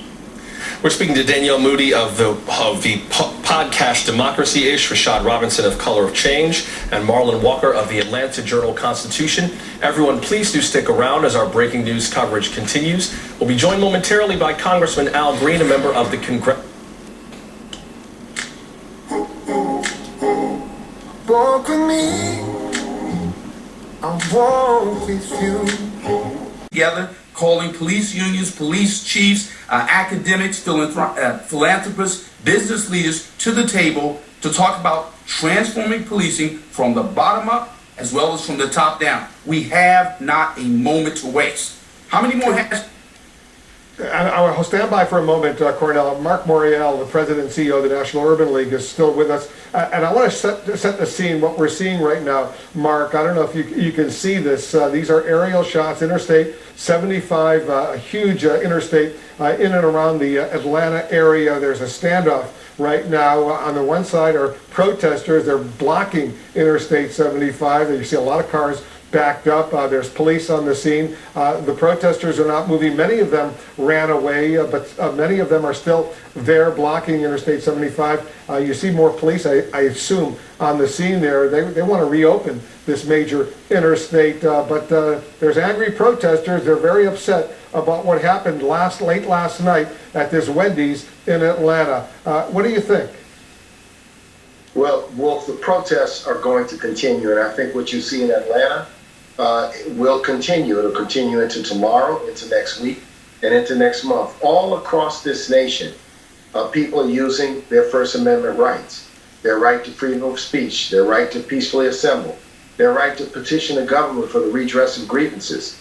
This is in a time-honored American tradition, and while it may be uncomfortable to see the interstate blocked, it's in the tradition of the civil disobedience of Dr. King. It's a message being sent to those high and mighty. It's a message being sent to police leadership across the nation. It's a message being sent to the Congress that change is necessary and change must come now. We don't need any more commissions. We don't need any more studies. We don't need any more think tanks. The ideas are on the table. And I think at this point, the rebuilding of police departments from top to bottom is essential. What we saw here was a comedy of mistakes. Well, I shouldn't say a comedy of mistakes, a tragedy of mistakes in Atlanta from the very beginning all the way until this man lost his life.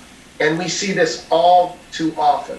Too many black people, over 1,000 in the last 5 years alone, have been killed by the police. 125 of them unarmed.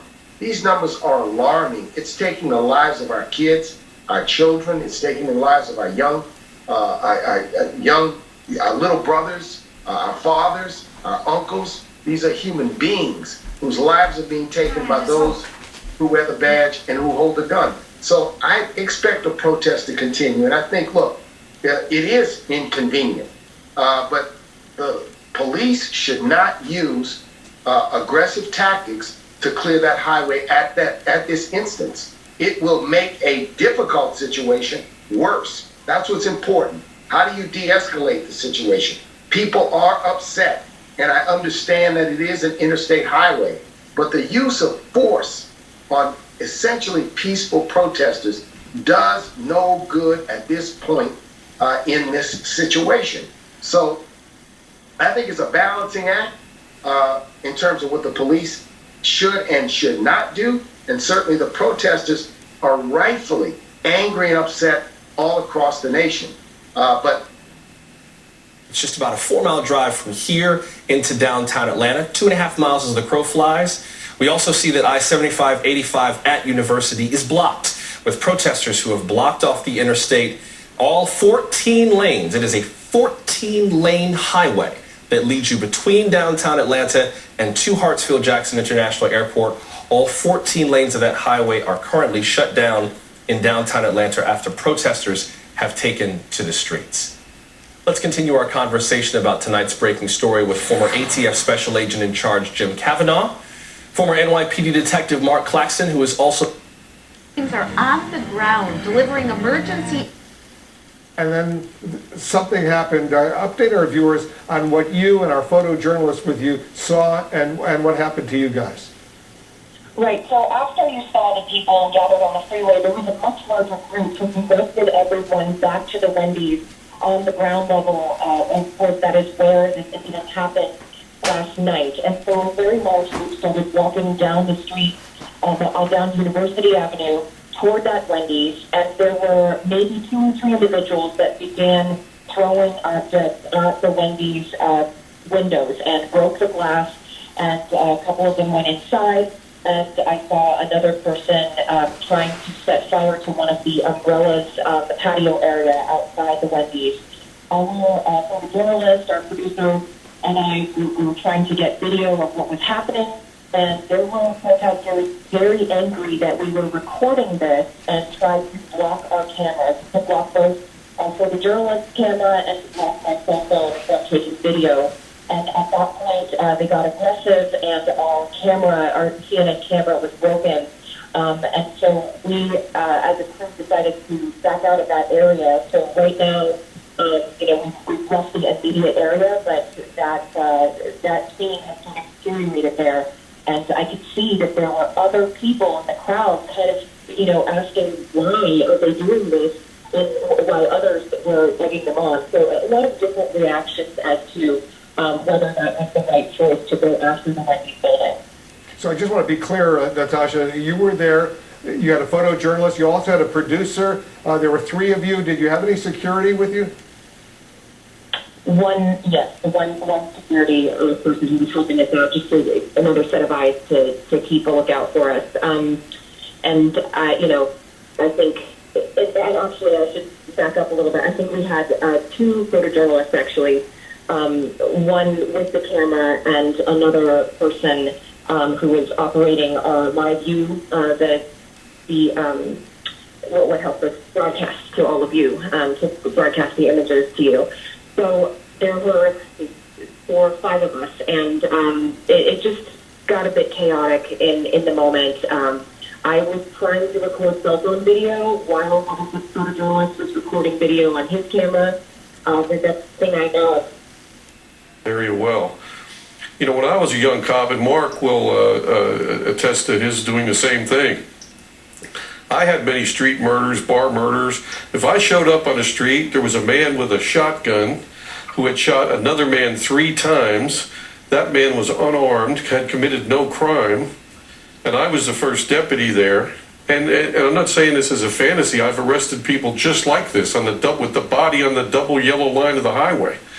And I would arrest the shooter. I would put the gun in the trunk for evidence. He would go to central booking. The gun would go to evidence. And that would be the minimum response I would do.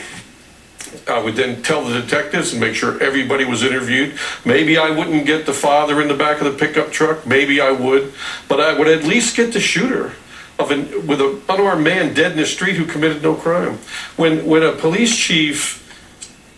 Property, including churches, all allegedly in the name of George Floyd, in horror. Liberal Democrat mayors and governors have surrendered to rioters, anarchists, and looters, allowing them to blow off steam. We sat stunned watching the 3rd Precinct police in Minneapolis literally run out by these anarchists. We watched the same happen in Seattle on the mayor's order, thinking, this can't be America. This must be some 3rd world country. We cannot have it. Now, permit me a politically incorrect question. How many families in this country whose loved ones were victims of brutal homicides have been allowed to blow off steam, pillage and plunder the property of others because the system didn't work the way it was supposed to? Makes you think there's something magic about history, and in fact... Those 2 attorneys. They made a very compelling case, Wolf, and here we go again. We are in such a difficult state of affairs in this country. And when you look at the protesters, when you look at them there in Atlanta, when you look at them in LA and New York and around the country, you'll notice that they're multicultural. And I think that means that people are getting to understand that something is wrong, something is amiss as it relates to the treatment of people of color by, African Americans and other people of color by law enforcement. What is happening? We are in the midst of a fundamental debate. That debate has even gone so far as to speak to the issue of defunding the police, which means different things to different people. Does it mean taking away all resources or the redirection of the resources? And so that's a conversation we have to have. Why? Because we look at instances like this and people ask a fundamental question, and that is, did the person have to die? Are there other reasonable alternative measures that could have been employed such that a life is preserved? Are people being seen of color as less than? Are they not looked at as fathers, as sons, as brothers, as uncles, as people like anyone else? And if you look at people in that way, perhaps your interactions with them, Wolf, are more fair or more appropriate, and it doesn't lead to that. And so to the legal issues briefly, Wolf, we want to look and we want to examine what led to that. Why did it get there? Was there not an interaction and a discussion that took place such that the matter could have been tamped and ramped down, could have been de-escalated, could have been dealt with like anybody else? How are you today? Tell me what's going on. Are you sleeping here? What's the story? Why did it get to a tussle in the first instance? And then when we move from there to see him running away, okay, you're running away. Do you need to shoot the person? We could talk about the legal structures. Yes, number one, was there the immediate threat that the officer felt to their life, or were they in threat of serious physical injury? They knew he had a taser.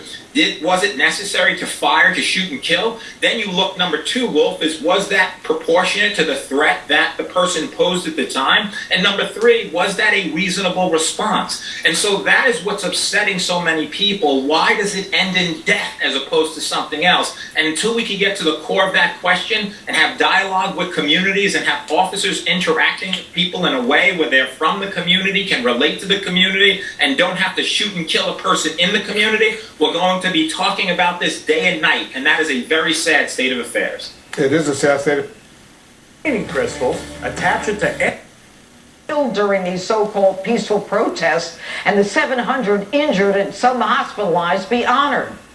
How long do we live in fear that there will be no response when we call police for help? How long before a the point as you're making, there was really no need to shoot and kill this 27-year-old man. And then we heard from Justin Miller, the other attorney representing Rayshard Brooks, saying the police, instead of trying to de-escalate what was a very tense situation, they were engaged in confrontation and intimidation. This is going to be a long process that we're about to go through right now, and you see what's still going on, Joey, on Interstate 75.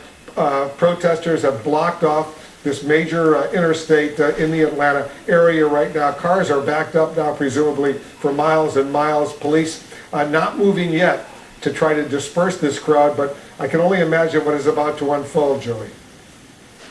Listen, we have a very fundamental First Amendment right in this country. It has been exercised over the course of years based upon those First Amendment freedoms where people spoke up and didn't sit down. That gives me the ability to have this conversation with you tonight. And so I think the fact is that people are taking a stand and they're saying enough is enough. Back to the lawyers and what they did. Yes, I'm very familiar. I know Chris Stewart, and I think the family will be very well served. But you know what? He mentioned he's losing faith, and it's very easy to understand why he would be. Look, I'm hopeful that we can get this together, but the hope does begin to wane when you see interaction after interaction, Wolf, when you see death after death, when you see instances which could potentially be avoided that are not avoided. Is it a training issue? Is it an issue where the police need to come from the communities they're serving? Is it an issue where people need to respect and understand that people are human beings no matter the color, no matter the shade? I don't know what the critical core matter is, but the core matter here has to be fixed, and it has to be fixed by the collective. And I think, again, what impresses me is that buys your car insurance, so you only pay for Shelby Steele. Dr. Steele, thanks so much for being with us tonight. Thanks for having me.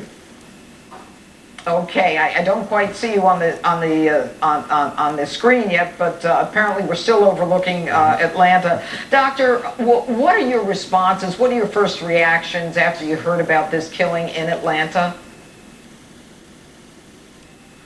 Probably the same as most anybody, just an instant sort of fatigue, like, oh, not again.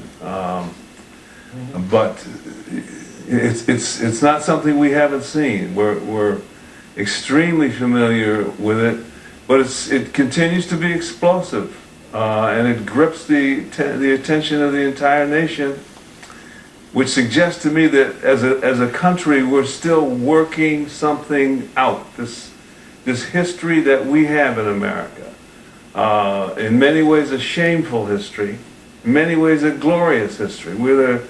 We created freedom, and on the other hand, we indulged slavery. Finally, we ended the slavery, but we're still we're tortured. What does it mean, and which America are we? And the left today says, well, we're racist. Every other word out of their mouth is that we're racist and evil with that old ugly America.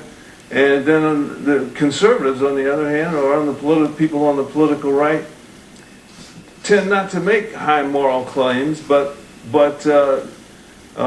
they can't give the society the moral innocence that it seems to long for now, and it seems to me we're trying to work that out. You know, Doctor, I'm very impressed with all of your writings. I mean, you are a brilliant man, and I've heard you say some very you know, some very interesting things, like, you know, the fact that, you know, systemic racism expands the territory of entitlement. Do you think that America is a racist country? No, I think it once was, and I think because we are a great country and chose to redeem ourselves from that past, that we reconfigured power and in American life. And a lot of what I think we see going on today makes no sense except as a power grab. The left is saying this country is shameful. We deserve power because we're innocent of that ugly past. We want no racism. We want no sexism. We want, you know, we're innocent, innocent, innocent. The other side says we want law and order, and they're absolutely right. They're not claiming the high ground as they do on the left. And at this moment, as we speak, we see the enormous power the left has in simply claiming themselves to be more innocent than the rest of us. Political correctness, in many ways, it's taken over the universities, taken over one institution in America after another, where you are required to basically express your innocence of America's past. And so if you're in a position if you're in a position as universities are, for example, to exploit that's how you get ahead in American life now. In the past, if there was trust between the community and law enforcement, when something like this happened, where there was a struggle, a clear struggle with someone, and there was some intimation that they might have had a weapon or might have been dangerous, you might have had some breathing room. A couple of days for police to gather forensic information and present their case to the community as to why they had to do what they did. But I think we're at a point now where people have lost their patience. They have lost their trust. They are not willing to wait and see what any investigation may bring or what any additional video may show. And they don't trust that the police will be honest with them when they do tell them what their side of what happened. And so this is the problem when you have a system that doesn't hold bad police officers in check. People lose faith in the entire institution, and it loses its ability to enforce the law because people don't trust that they'll be treated fairly. I keep hearing people, or I've kept hearing, that for me, this is about reimagining public safety in this country. We can't keep doing the same thing, expecting that there's going to be a different result. That's the definition of insanity here. And that's what this feels like to me. As big as this moment is, and as much as we hear people say it's big, I'm in conversations with the police and with the elected officials in the city of Los Angeles, and I don't really sense that at that level we are really moving towards those kind of systemic changes that's going to ever put an end to the kind of death that we witnessed on the videotape with Mr. Brooks, with Mr. Floyd, and the list is just so long. We can't keep asking for incremental change. That's why we're hearing about disbanding and dismantling. And although some people get really nervous about that, I think those big, bold ideas have to be on the table if we're ever going to address the systemic issues that treat police who treat African Americans as suspects and criminals rather than as citizens. And that's what I think I saw in this videotape. 2 white police officers who were downright angry at this black man who took their taser, who is running to get away, and rather than de-escalate, wait for backup, try to box him in, they then shoot him as he's running away. Just absolutely no justification for that. But yet, until we start thinking about reimagining public safety in this country, we will continue to see that kind of lawlessness by police officers. And you can see on the left part of your screen, aerial shots, a lot of police cars now coming to that area, the interstate, which is totally blocked off by protesters. And you can see it, you don't see the protesters right now, but you see a lot of backup, a lot of police officers showing up over there. They clearly want to clear this interstate. If we lose that banner, I think we'll see they're the protesters right there. They're not budging, at least not yet. And they're standing firm in this area. They don't want to give up their protesting, at least not yet. We'll see if that changes. Mark Morial is still with us as well, the president and CEO of the National Urban League, former mayor of New Orleans. Mark, how do they resolve this? How do they get the protesters to move peacefully away, continue their protesting, stop blocking this interstate, which is causing a major backup, not very far from the Wendy's. There you see an aerial shot of that Wendy's where the incident occurred last night. You see a fire that is still blazing over there, not too far away from that Wendy's. Communities in a mood to easily cooperate with the police when the anger and the outrage is directed at the police in the aftermath of the death of this man. Wolf, I think that this is not going to be an easy situation to do. Shopping by a Jeep Doc. Why bother mastering something? Because when you want... When this gentleman was stopped, or when this gentleman first encountered the police, they had an option. If he was sleeping in his car, one option would have been to call EMS, to call for a wellness check. And when we talk about a reimagination of policing, part of this is to find different ways to respond to situations in communities as opposed to the police responding. And in this instance, this gentleman may have needed medical attention. In this instance, as one earlier commentator offered an observation, he could have been asked to pull his car to the side. The officers could have assisted him in finding his way home. If they did not conduct the field sobriety test, as some of the witnesses have indicated, then what probable cause did they have to detain him or to arrest him? So we need to make sure we look at the brunt of this case, because obviously the escalation of the incident appears to have been caused by the actions of the officers. But this reimagination of policing, which I strongly support, this rethinking of policing has to take place at the local level. And I think mayors... Outer layer is a... Sign says... Temperature all night. The nomination of my party for another term as... The courts take a very careful look at these takings challenges, because while courts may... So there's a lot to do, and I think the protests are simply going to continue for the foreseeable future, Wolf, because people are finding their voice. They're finding a way to express themselves on a very difficult issue, and they're standing up to racism, they're standing up to hatred, and the police and police brutality and police misconduct is the linchpin in this country. Those protests, and I went to the one in Washington, D.C. Earlier today, are like a community gathering with young people, older people, people from all backgrounds. It was a powerful sight. It was a positive sight as people rally for a positive cause. Sometimes the pictures, which may focus on the conflict, don't capture the essence of what most people are out there protesting for. All right, everybody stand by. We're looking at these live pictures coming from Atlanta right now. We want to once again welcome our viewers here in the United States and around the world. I'm Wolf Blitzer here in Washington. This is a special edition of the Situation Room, and we've been following the breaking news in Atlanta. It's been a site of protest for 19 straight days following the killing of George Floyd. But tonight, a new name being chanted there, that name being Rayshard Brooks. Right now, protesters, they've shut down an entire interstate in the Atlanta area, Interstate 75. They also have appeared to have set a fire.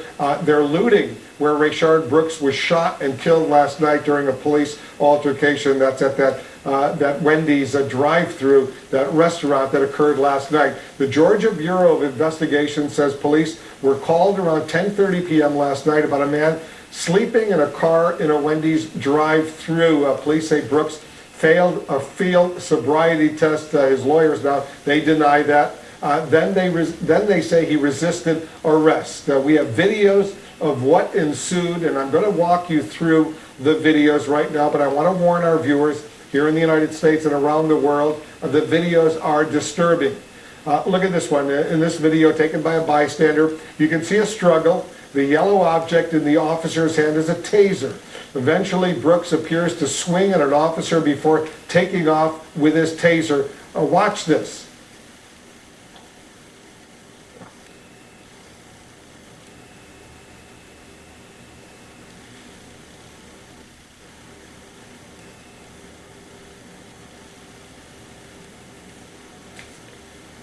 Surveillance video released by the GBI, the Georgia Bureau of Investigation, picks up where that video ends. What you're about to see is Brooks running from the police. At one point, he appears to turn back towards the police officers and discharge the taser before turning back around and continuing to run. You then see him fall to the ground, and once again, this video is disturbing.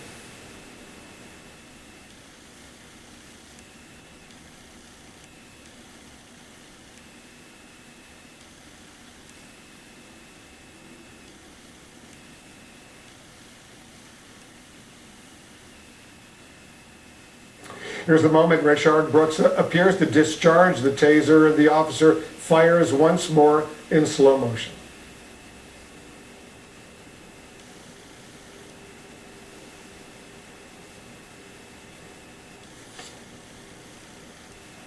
Here's what the attorneys representing the Brooks family say happened next. Listen to this.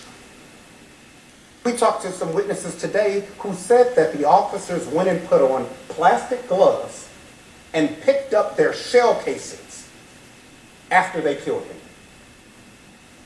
before rendering aid.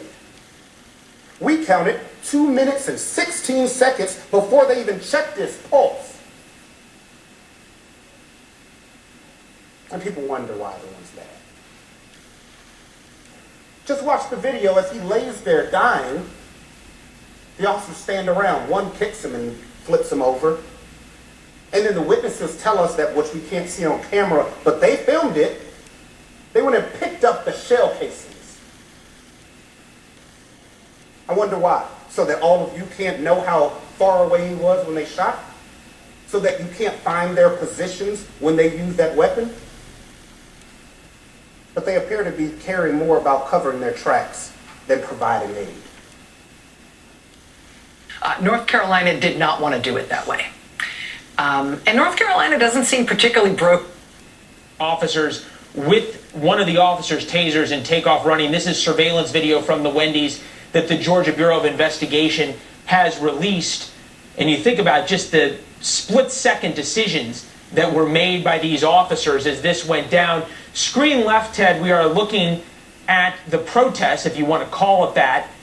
We have what appears to be the Atlanta Police Department and or the State Patrol with riot shields on the major interstates, and then you have a group of protesters with cars that have stopped these interstates and the traffic on them. Meantime, reports on the ground from our local affiliate WAGA in Atlanta, Fox 5, says that the Wendy's continues to burn. Now it's on fire from the outside, and there are protesters possibly looting a gas station nearby, although that is unconfirmed. But just looking at the video, we're beginning to see that. What's going through the officers' minds right now as they're confronting these protesters on the highway? You don't want to escalate things, obviously, after a night like this and a day like this with tempers where they are, but at the same time, how do you keep the destruction and rioting from happening in Atlanta again? We saw what happened a couple of weeks ago when things got out of hand. Yeah, this could get out of hand in a hurry, and they're going to have to swarm the various areas with law enforcement officers. You may very well have to call in now the National Guard, because what you have here, unfortunately, is rioting and looting taking place there in the city of Atlanta. And there are people who are legitimately out there wanting to protest on that highway, and then you have other individuals out there who are more or less using this incident, this 75 to allow traffic to resume, but that standoff clearly is continuing right now. Natasha, once again, explain what you know, and you've spoken to the family, you've spoken... And not wearing masks. So it won't be in Charlottesville. Yeah, that's when it was earlier in the evening, I even saw families out there with their babies. They had brought their children to protest peace. We'll work on using the nouns appropriately in this, but what is the decision for the Atlanta, you'd say the police chief, but she resigned this morning. So whoever in charge making those tactical and strategic decisions, what is the right amount of force to exert to keep the career criminals and the arsonists and the looters from running amok in Atlanta tonight versus we see some fireworks going off there around the Wendy's, which is what we saw during the riots and the more violent things that happened over the events of the past 2 weeks. But what is going through the Atlanta Police Command mind right now to bring control without further escalating the situation? They're trying to decide the key parts of the city that need to be protected no matter what. So, for example, arterial routes like interstates are important to keep clear. As they try to evaluate the response to the Wendy's, clearly they've got to be able to create a climate safe enough for the fire department to go. So that would require some application of significant assets. Challenge, once again, is virtually anything they do right now is going to be filmed and deemed some sort of overreaction. So they've got to sadly take that into consideration as well. So I think right now they're probably trying to assess the assets they've got available right now to get over them, figure out a way to control a perimeter around the Wendy's so this arson doesn't get out of hand, and create a safe venue for the fire department to put out the fire. After that, they're probably going to be dealing with a very fluid situation because small groups will undoubtedly break off from the larger groups and be opportunistic in their choices of places to perhaps loot and burn. And for that perspective, having sufficient air to keep eyes on small groups and direct the officers to where even touched him. They could have saved his life. So more information will keep coming out, and we'll get down to the bottom of it, and we'll await the word from the district attorney on if charges come in. Yeah, it looks like that traffic is beginning to move on that interstate over there. You can see the Wendy's. It's still blazing. It's still on fire right now. I don't see any firefighters on the scene at all. Very disturbing development. Chris Stewart, I know you got a lot going on. It was kind of you to join us. Our viewers here in the United States and around the world are grateful to you. Thank you so much. You want to make a final point before I let you go? Just don't lose faith, anybody. Just don't lose faith in that answers and change will come as long as we keep demanding it. You know, we're not going to lose faith. We're going to demand change, and we're with you. Thank you so much, Chris Stewart. He's representing the family of Rayshard Brooks, the 27-year-old who was killed by police last night in Atlanta. These are live pictures we're seeing right now. We're watching all of this unfold. Still a very, very tense situation unfolding in Atlanta. Let's take a quick break, resume our special coverage right after this.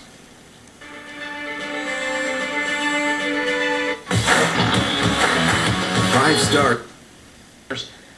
Indicating that there were still people trying to set additional fires. Ed Flynn with us, the former Milwaukee police chief. Sir,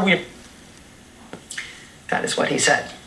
That Tulsa police major has been condemned for those remarks from everybody from Tulsa's mayor to its police chief to state legislators. The president of the Tulsa Black Officers Coalition, who I should mention is the husband of Councilor Vanessa Hall Harper, he held a press conference this week to single out that police major who made those comments as images that former Chief Flynn was talking about will be so important for the Atlanta Police Department and the Georgia State Police as they try to figure out where the hardcore troublemakers or those who wish to use the protests as a cover for violence are going next at 10:28 in Atlanta on what could be a very long night. We'll be right back. I just love hitting the open road and tell. Thank you so much for making time tonight. I really appreciate you joining us. Oh, thank you so much for the opportunity. I'm a big fan. To close, twist until it clicks. Tide Pod's Child Guard packaging. Why? Home Sleep Express is criminal acts. This is back more June 13th. They should probably be stripped of their post-peace officer standard and training certification so they can't go to another department and criminally charged. Once that starts happening, then we'll train officers that when you do bad deeds, bad things happen. Yeah, that's an important point. Cedric Alexander is with us still as well, the former president of the National Organization of Black Law Enforcement Executives, Cedric was also the public safety director of DeKalb County, which is right near Atlanta as well. So the police have lined up, they're blocking off the area and allow firefighters to do their job, but this is clearly still an awful situation, Cedric, and very, very dangerous. A very dangerous situation. It's probably going to be a long night as well, too, for the city. Because it's going to continue to possibly escalate. But you see officers there moving in, and they're trying to set up perimeters, it appears to be, and doing what they need to do to try to keep those that are out there protesting safe, but also trying to keep the adjoining communities safe as well. So they are up for a big challenge there tonight. Yeah, and their immediate mission, Cedric, is to let the firefighters do their job and stop the blaze, stop the fire from expanding and destroying, first of all, more property, but endangering lives at the same time. You see that Texaco gas station right nearby. Yeah, and that's a very risky, very dangerous situation there, because we don't know still maybe whether there's other tanks underground there that may explode, and that could have devastating effects on anybody that's in and around there. So it's going to be a very tough job for our firemen there tonight, for their firefighters there tonight. But I think everybody's going to be in for the long haul, because it's going to be a long evening there into the night. But I can only encourage. And that is the response by city leaders and how it has to be rapid, and how we have not seen that. I think there's an effort here in Atlanta right now to respond quickly. You have, as you said, the mayor, Keisha Lance Bottoms, getting the police chief to resign almost immediately and saying, really making a verdict that deadly force was not justified in this case. And you see a massive police presence on the highway. You have fire trucks also there. But even though you have the police presence, even though you have the fire trucks, it's ineffectual. The highway is still closed. The building is still burning.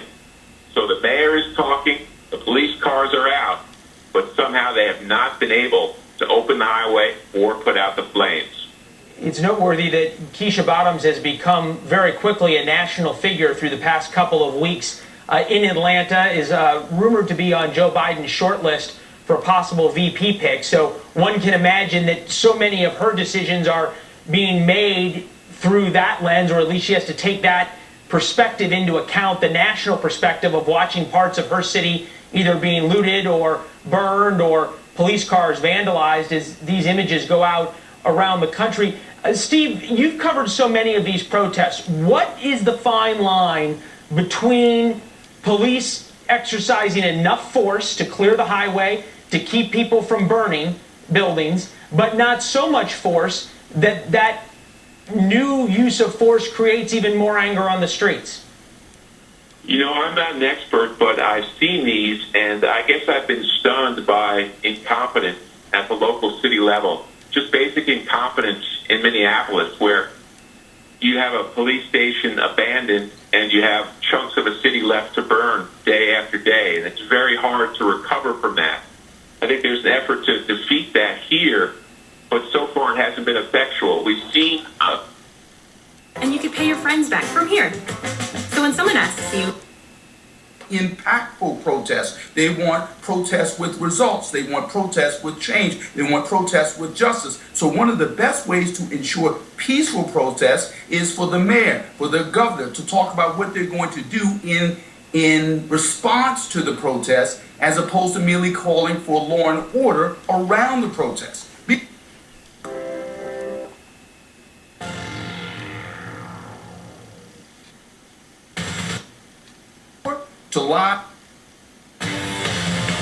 President Trump spoke at the West Point graduation ceremony today. It was a traditional event with a new twist in light of COVID-19.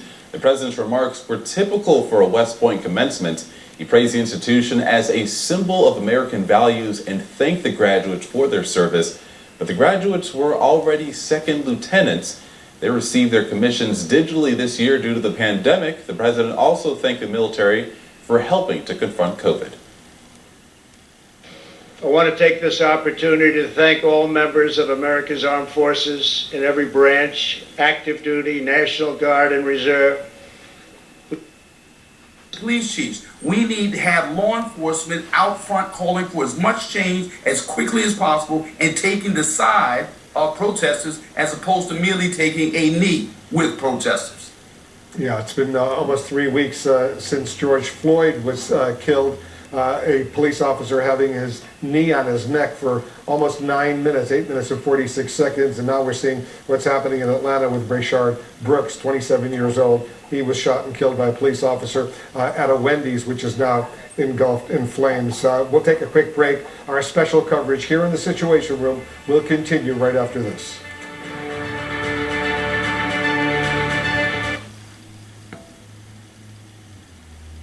Authorities in Atlanta are investigating the fatal shooting by police late yesterday of a black man at a Wendy's drive-thru. A key piece of evidence is surveillance video that captures the shooting as it unfolds. The incident comes amid nationwide protests over the death of George Floyd. Danya Backus reports. This video shows two white Atlanta police officers wrestling with 27-year-old Rayshard Brooks at a Wendy's drive-thru Friday night. Brooks gets one of the cops' tasers and runs with the officers in pursuit. Surveillance video shows what happens next. It appears to the eye that he points the taser at the Atlanta officer.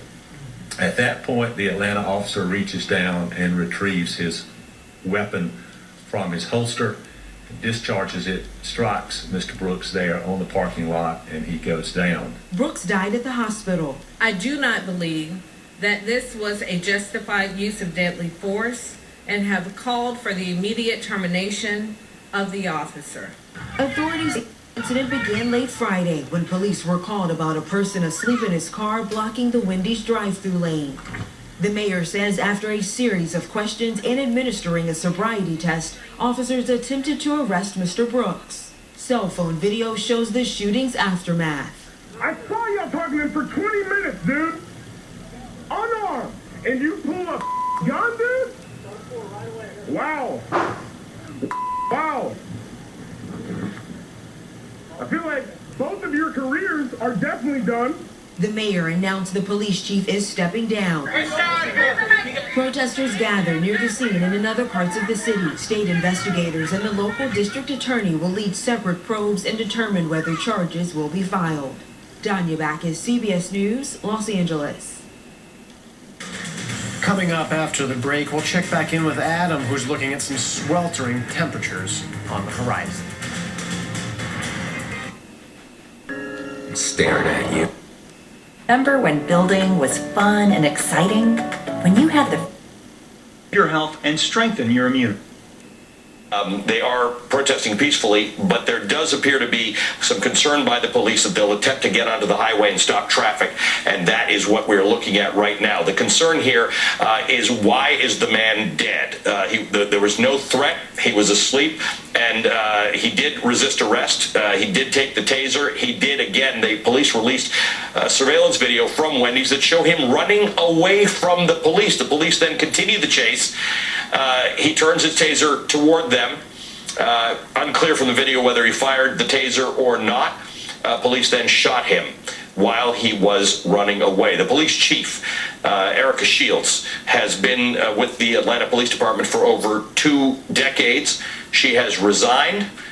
She's actually lauded as a police officer, as a police chief who was reform-minded. The mayor of Atlanta has said while the investigation needs to determine whether this was an appropriate use of force, she wonders whether it was the right thing to have happened. So that's the situation right now as we have it. There are a lot of people in the neighborhood in Atlanta, and we're going to stay on top of the story. In about 10 minutes, we are expecting a press conference being held by lawyers for the victim's family. Again, happening there in Atlanta, that flame, the fire still continues at the Wendy's where the incident occurred, resulting in the shooting death by police of Rayshard Brooks last night. In Washington, protesters are marching right now. These are live pictures coming in from the nation's capital. We're told that a small group of protesters marched from Lafayette Square, that's right near the White House, through downtown Washington, then onto a highway that runs from D.C. to Northern Virginia. The demonstrators could be seen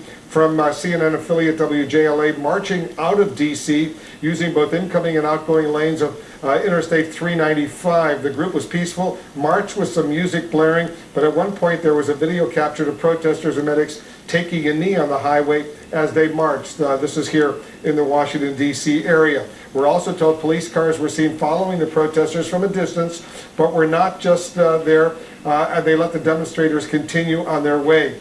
This is similar to what a separate group of protesters did on the same highway slightly further north. This is continuing in Washington. Live pictures coming in at 11:22 p.m. here in the nation's capital. In Atlanta, the struggle there continues as well. Police are dealing with didn't pass a law and use the state funding as an incentive / sanction to get them to actually do it.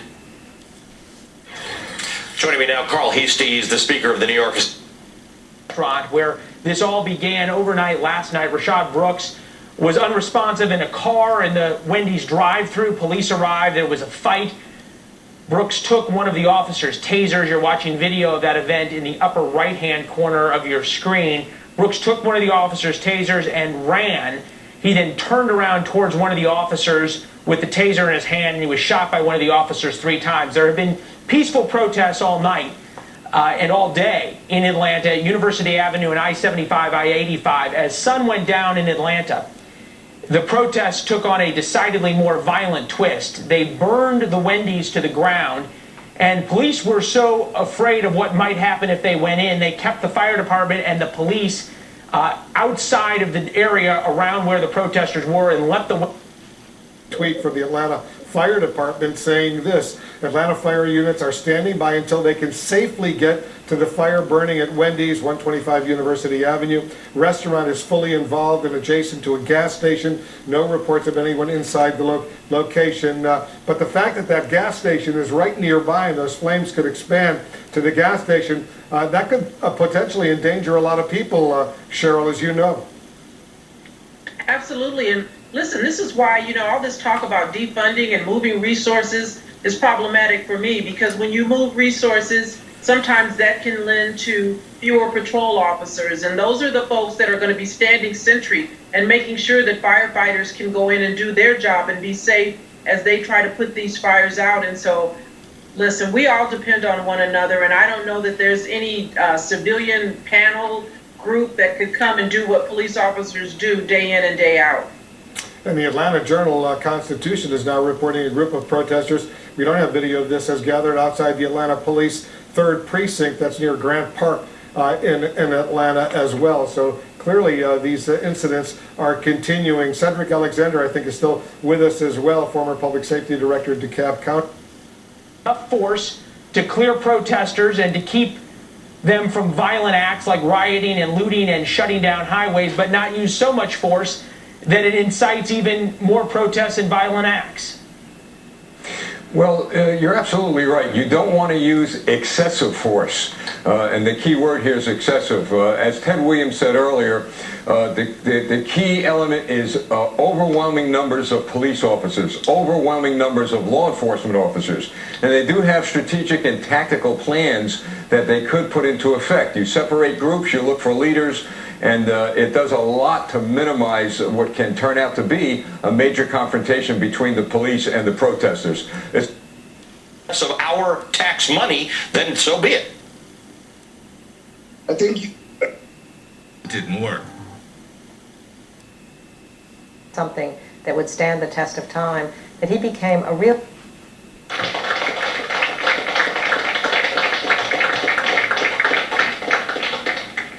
Tomorrow, America will celebrate a very important anniversary, the 245th birthday of the United States Army. Unrelated, going to be my birthday also. I don't know if that happened by accident. Did that happen by accident? People are feeling that they cannot trust police in many parts of our communities across this country. And that it should be problematic, not just for those communities, but for this entire nation, because this truly is an American problem that we're going to have to address at all levels of government. federal level, state level, and local level, tribal levels, all of them. But let me say this as a former police executive. When you start talking accountability, accountability runs from the elected officials, appointed officials, police chiefs, right on down to the last person hired. There has to be accountability up and line, up and down the chain of command. And in order to have good policing, we have to make sure that we're recruiting the right persons, people who have a sense of community as guardians and not as warriors. And we also have to make sure that we train them well, and they have to be supervised well. And we have to place them in police environments in which they will have an opportunity to grow with some sense of balance and not be prejudiced by anyone around anything, around any isms. And that requires good supervision, and it requires unique leadership from the top of that organizations.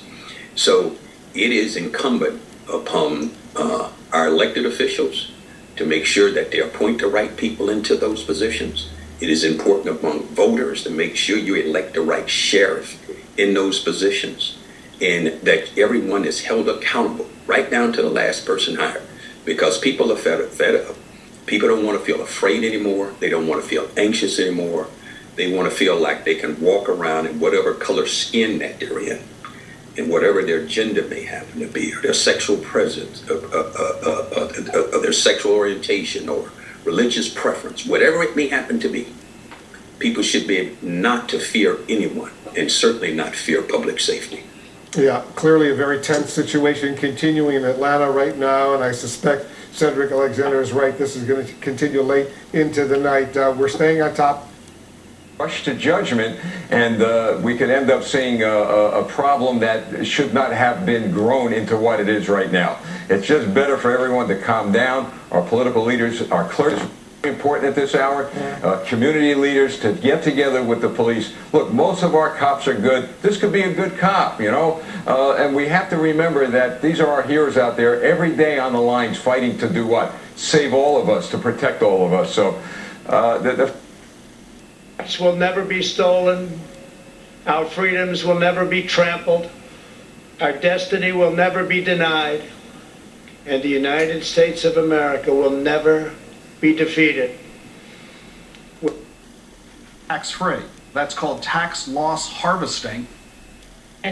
Arrest the police, according to the ABC affiliate in Atlanta, Georgia, with at least unconfirmed reports of protests growing at police stations in Atlanta. We'll be right back. If you have a garden, you know weeds are low down. Gay vote. It's the... Presented by